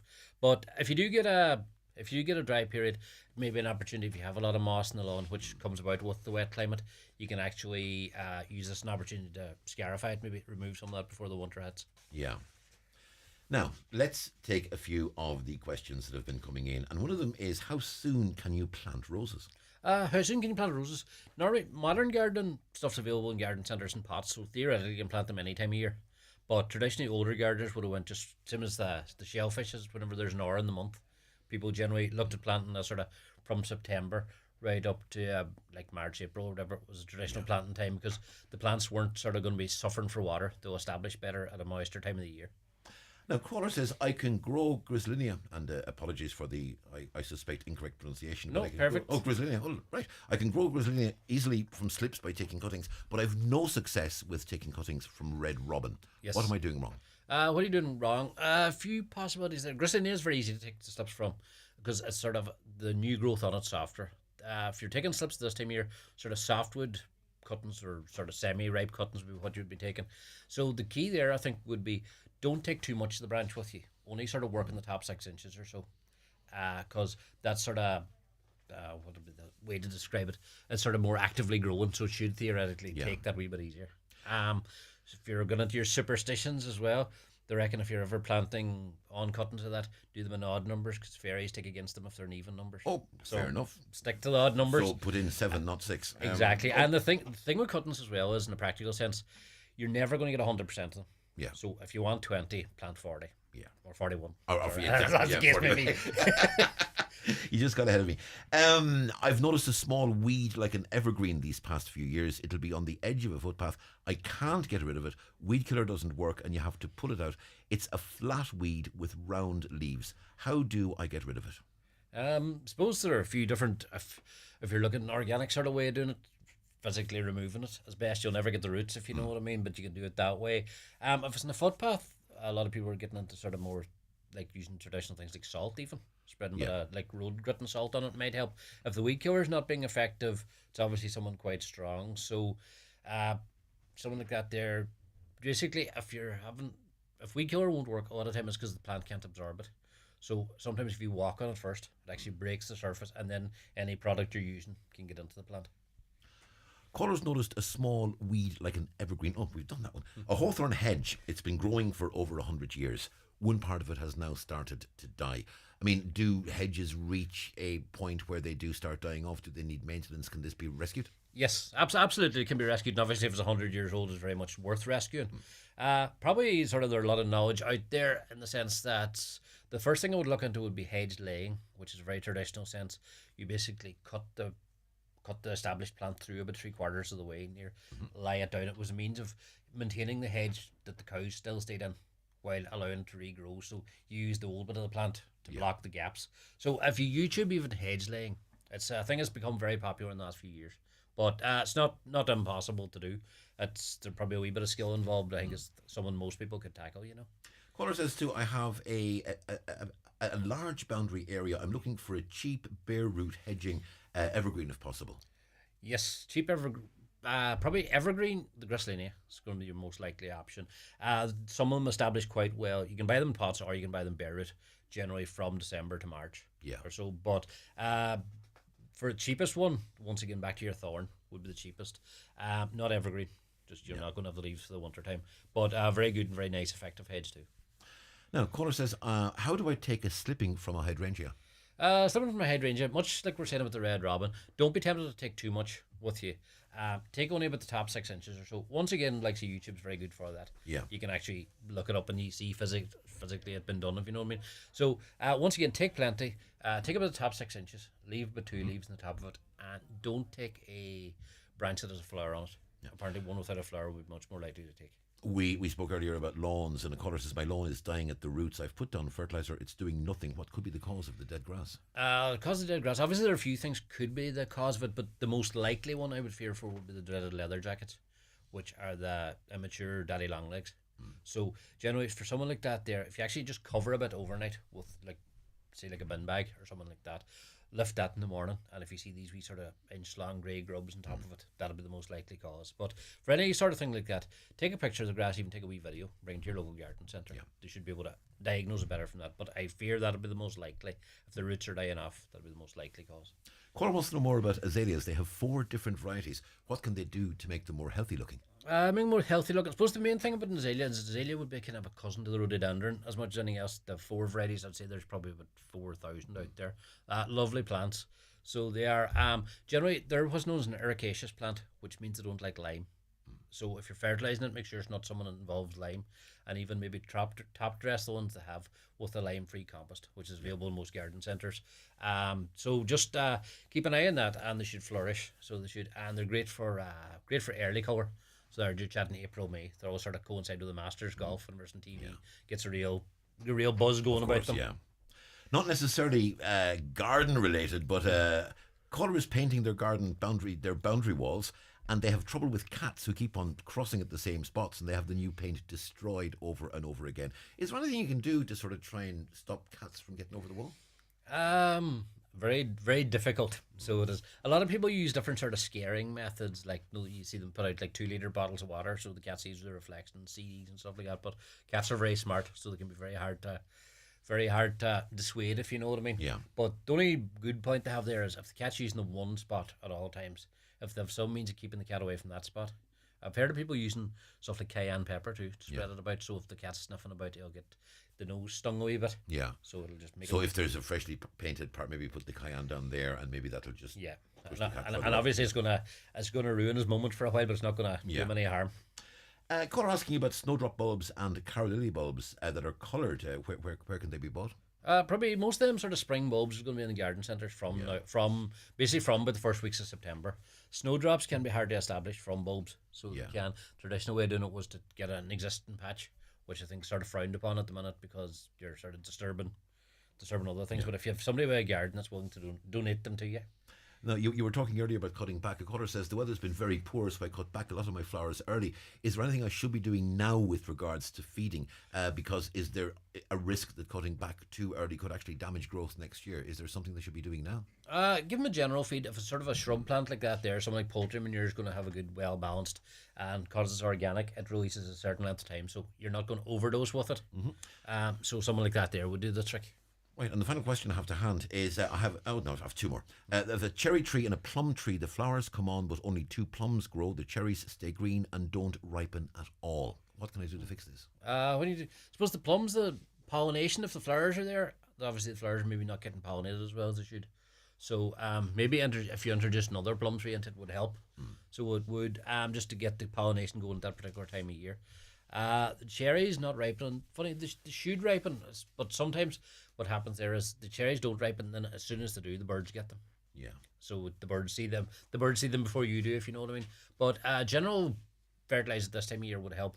But it's important around St. Patrick's Day, 1st April, give them a dose of potash. Should actually build them up and build up the fruit and prospect of them. And finally, a caller asking, if you cut back briars, what can you put on to get rid of them? There are a few products out there. So a lot of them be sort of agricultural grade stuff, if you know what I mean. But there are a few brushwood killers that. So probably if you go to your local sort of farm supplier, some garden centres would carry them as well. There are a few different products, but I'm not exactly sure which. I wouldn't be comfortable giving the brand name, if you know what I mean. Of course, yeah. But no, if you go to like your farm supplier, they'll definitely be able to point you in the right direction. But if you want to go in a more organic way, sort of just keep cutting them back and digging out the roots as best you can. It'll take a while, but you can get there. Before I let you go, I can't help notice, but you have a lovely herbaceous piece of green in front of you sticking out of a plastic bag, and I suspect there is some lovely fresh veg in that yes, bag. Exactly. Show us your produce? Yes, absolutely. There's a few.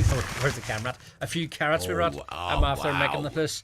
Lara, the last time I was in, I promised Greg that I would bring on a lot of potatoes, and it was just too wet this morning to go digging. But I had these harvested from the weekend. That looks amazing. That's so different to what you see in a supermarket. Absolutely, it looks so much better as well. Yeah, pretty much. You have the likes of these, like, they're obviously not all perfect by any means, and that's sort of the benefit you have of growing your own, if you know what I mean. So you have the knobbly bits and everything else, but definitely the flavour is there.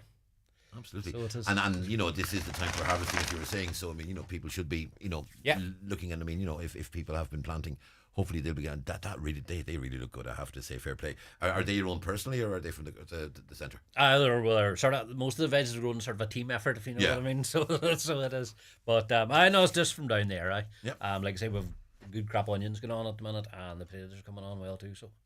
Paul, pleasure as always. Thank you very much indeed. And I know a lot of people listen to the slot, you know, to get advice on things like this. And hopefully you've been able to answer people's questions. Thanks as always. And we'll see you back bright and breezy next week. Perfect. Thank you. Bye, Paul. Take care. Bye. Watch the show live now on YouTube, Facebook, and at highlandradio.com. The 9 till noon show with Letterkenny Credit Union. Simplify your debts with a debt consolidation loan from Letterkenny Credit Union. Call us on 074 910 2126 or apply online via our app or in office today. Darren knows these roads. He knows every turn, every tree, every person's house. He knows when he wants to put his foot down. But here's something he doesn't know. He doesn't know that Jim is searching for his phone and has taken his eye off the road, just around the corner ahead. Darren doesn't know this, but they're both about to find out very quickly. Even if you know the road, you don't know what's coming. Say no to speeding. A message from the Road Safety Authority. Visit rsa.ie. If you've a free travel pass, remember to use it on the Expressway network. It's the perfect way to catch up with friends, see your grandchildren and those you love. So use your free travel pass today. You can also book a seat online in advance at expressway.ie and get priority boarding for just €2 per journey. It's just the ticket to enjoy more. Join us at Homeland Letterkenny this Thursday 22nd for an in-store Tams 3 Information Day from 12 midday until 8 p.m. Meet our experienced team along with our suppliers such as JFC, Condon Engineering, Fleming Machinery and more, who will chat through our products that are acceptable for the Tams 3 grant. Visit homeland.ie for more information. Ready for this, kids? Oh, what a day for it. Nothing to do, nothing to think about. Mind, we are a bit sandwiched in here. Sandwiches! Packed lunch! Back to school! Stop, it'll be grand. Aldi's got back to school sorted with everything you need. So you can get back to summer! Go all Aldi. The Buncrana Golf Club Development Draw is getting closer, and so is the chance to win big with over €40,000 in prizes. With the first prize, a Hyundai i30 N-Line, and 4 amazing prizes worth over €10,000. Tickets available at driveathomedraw.ie or any club member. Your name could be on the winner's ticket. Get your ticket today. The draw takes place the 31st of August. Good luck, and thank you for your support. And you're welcome back to the 9 till noon show on this Tuesday morning. Now we have another guest in studio. Delighted to welcome Andrew William Tinney, who is an author, a playwright, a writer of musicals, and an all-round creative genius. He's a man I've had the pleasure of working with in the past. And Andrew is behind a musical which is taking place on Saturday next in Angraden Theatre in Letterkenny. And Andrew, you're very welcome. Thank you, Donal. Thank you for having me. It's an absolute pleasure. Brown Days. Meet the teens of Brown's Academy whose desires and worry occupy their each and every waking moment. It's an interesting concept. Is this High School Musical Part 2? Or is Brown's Academy rather different? Yeah, well, it's slightly different. I mean, originally this was sort of ran in 2022, and back then it had sort of been a musical comedy, I suppose, which was sort of looking at teenage life. But it grew from that, because the more I've worked with teenagers over the last years, the more I've realised that they do have these sort of legitimate struggles, because if you can remember being a teenager, your emotions are dialed up to 11 and everything seems worse than what it is. And they do have all these sort of things that they have to work through. And I think now that I'm 30 plus, you know, you look back in life and you go, the things that you worried about, you probably still worry about now, but you're older and able to deal with it better. So that is the core sort of message to Brown Days, is that yes, at the time when you're a teenager, this seems like a big deal. In 5 years' time, 6 years' time, you'll be able to cope with it better, and it should be. And okay. I suppose as teens, we all said at some point, my life is over, my life is ruined, things will never be the same again. And 5 years later, couldn't remember what it is we said it about. Exactly, yeah. I mean, the third song in the musical is entitled "I Hate Everything," so that just sort of gives you. I don't know. That's I couldn't argue that wasn't me when I was 15, because it probably was. I heard an old saying once that when you're young, at the age of 12, you think your parents know everything. At the age of 15, you think they know nothing. Yes. And at the age of 21, you're amazed what they've learned in the meantime, which I always thought was actually quite true. And when you become a parent, you realise you actually do know nothing. Well, absolutely. When you become a parent, you realise you're making it up as you go along. Yes. But the most important thing is don't let them know that. No. They think you know what you're doing, which is the most important thing.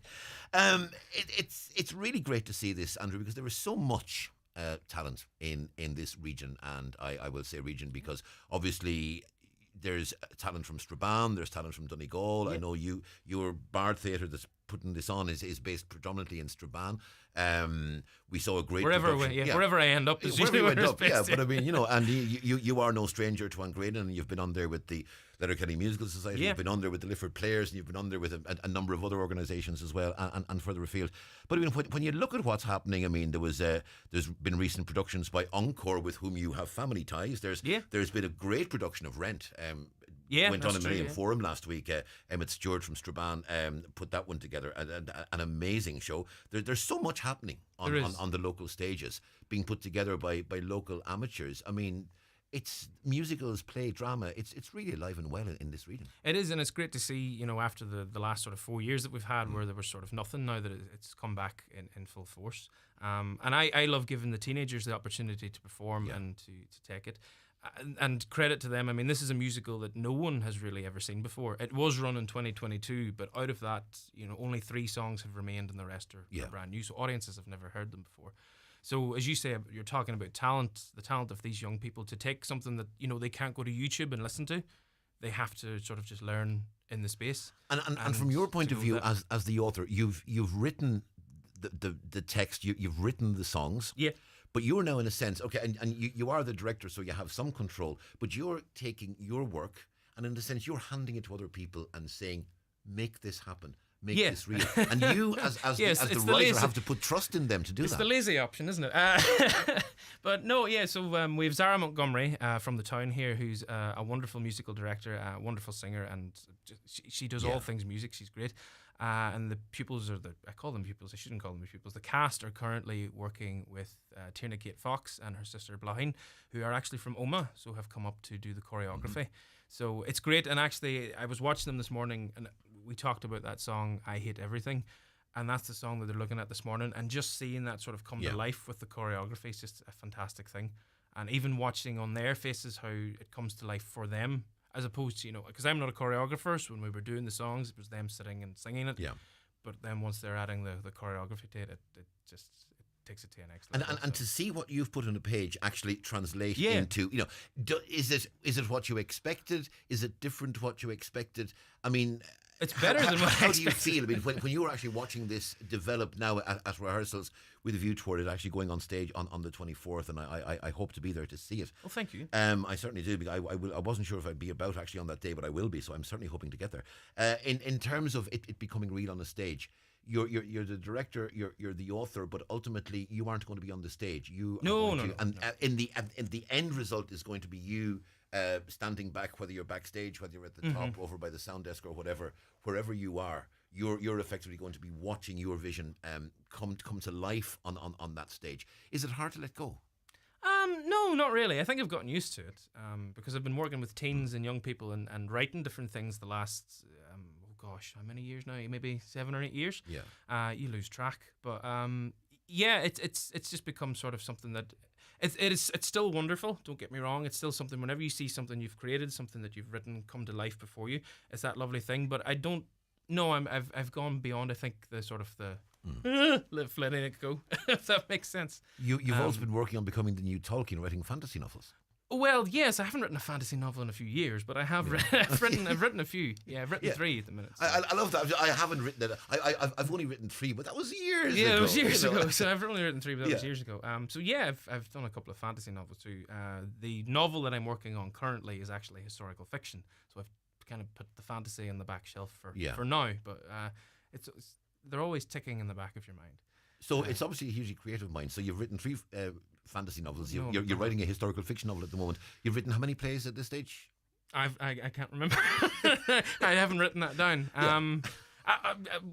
3 full-length plays, this being one of them, and then I've written like various shorts and one-acts and different things. Yeah, that and a lot of people sort of, sometimes you speak to people and they don't differentiate between a musical and a play, and it's an interesting one because really, is a musical a play that happens to have songs, or and this is more a play that has songs. There's a lot of libretto, there's a lot of spoken word on stage. There's a lot of spoken word on stage, I think, and that's one of the things I suppose that you talked about earlier when it's developing in front of me, is that I'm seeing more and more ways that I can make it, I suppose, more musical, and then like different verses, just refrains, various things throughout the script that when I was writing it without a huge musical head on me, wasn't able to see, but now that it's coming to life, so it's been great to sit and to watch it come to life, but also to see how I can further develop it into something for the future.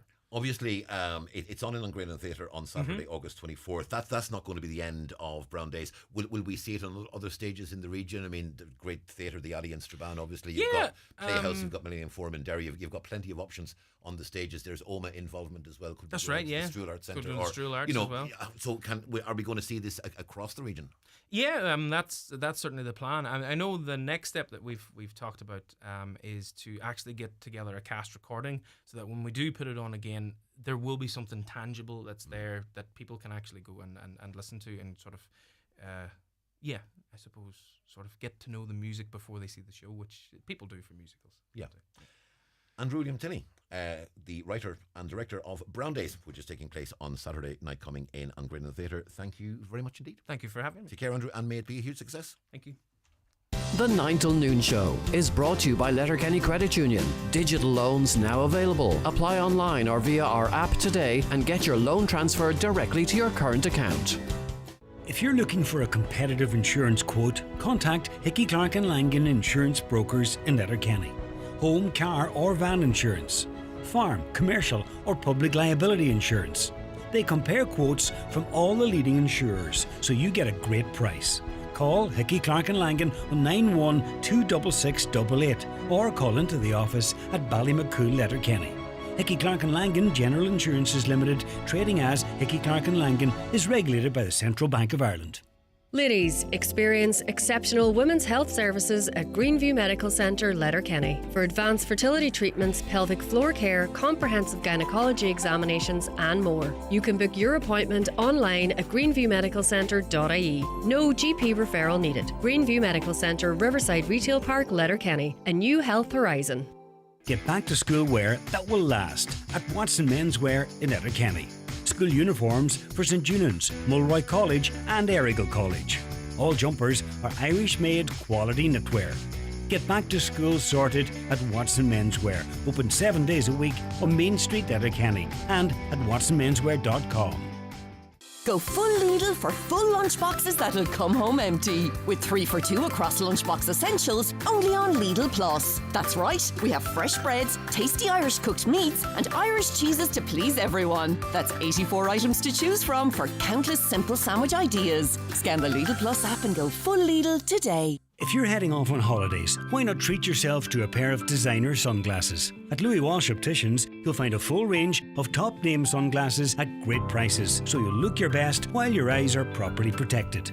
For a sight test with an OCD 3D scan, contact lenses, or a driver's sight report, Louis Walsh Opticians, Letterkenny's longest established and family-run opticians, are located in the Courtyard Shopping Centre. Call 91 21000. Highland Radio weather updates brought to you by McElhenny's. Support a local Donegal business with McElhenny's. From fashion to home essentials, find everything you need for any occasion. Shop McElhenny's Ballybuffet for quality you can trust. And the weather forecast met here and tell us to expect sunny spells and scattered showers today. Some of the showers heavy and becoming isolated later in the afternoon. Top temperatures today 14 to 17 degrees Celsius in moderate to fresh and gusty westerly winds. They'll be strong at times in coastal areas, particularly in western and northern parts. And tonight expect temperatures to fall to between 8 and 10 degrees, although it will stay relatively dry tonight, and a mixed day tomorrow of some scattered showers with some brighter weather coming in, particularly in the afternoon. Now we're going to go to Mark McCollum. We mentioned during the paper review the consultation on a redress scheme for mother and baby homes, and there seems to be something of an impasse with the government's negotiator and the churches. Mark McCollum joins us on the line. Mark, good morning to you. Good morning, Donal. How are you? Very well indeed. Mark, that's the situation in the Republic, but there's also a similar situation taking place north of the border in Northern Ireland. You're keeping an eye on both. I mean, how are things going in terms of the situation here? Obviously in the Republic, a lot of concern that this seems to be stalling over the issue of money.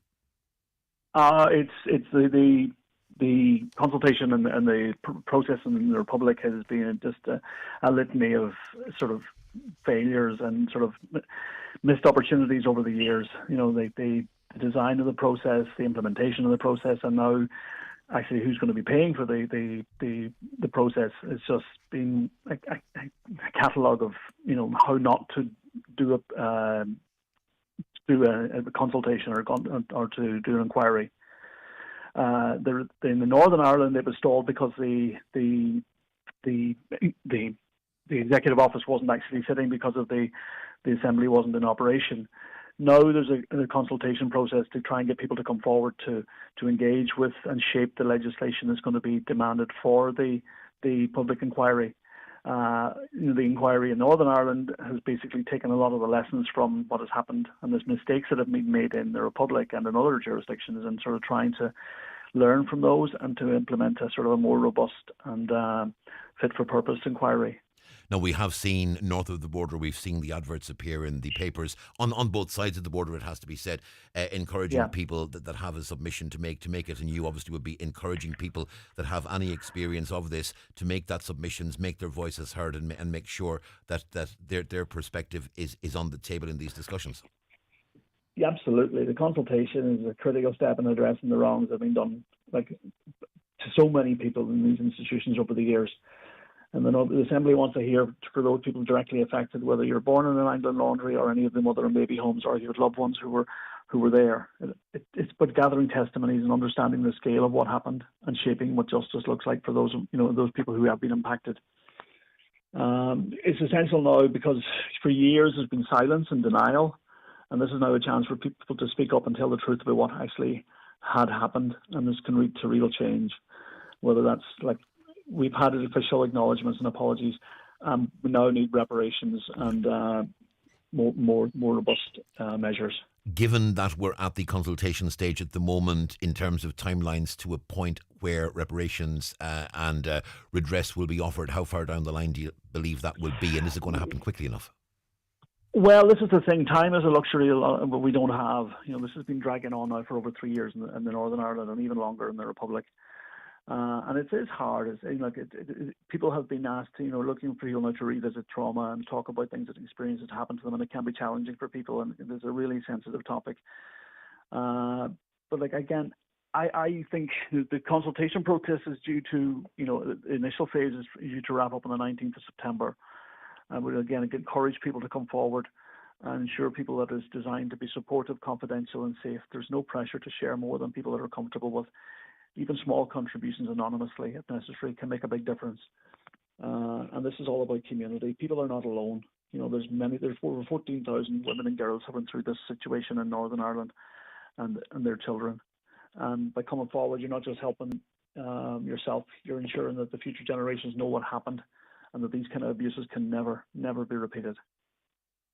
Mark, thank you very much indeed. We'll be keeping a close eye on this, of course. And just to repeat, anyone who has any perspective or any experience of this should take part in the consultation process. A number of public events taking place as well in the coming weeks. And if people can, they should look at going to those too, taking place in Derry and elsewhere. But for the moment, Mark, thank you very much indeed. Cheers, Donal. Thank you. Okay, look, Mark, you take care. That's Mark McCollum there. And that is the end of the 9 till noon show for today, Tuesday. We're back Wednesday, of course, with another packed programme. John Breslin is up next around the Northwest. I want to say a very special thank you to Shannon and to Caroline for all their help on the phones, and Caroline producing as always, and Shannon taking care of me digitally as well. A special thanks to all our contributors, those who took part in the programme today, those who made contact with the show. Most importantly, thank you to you for listening. Without you, we would have no show. We're back, as I say, tomorrow at 9. John's up next. But for now, for myself, Donal Kavanagh, have a very good day. The 9 till noon show with Letterkenny Credit Union. Now offering mortgages from 40,000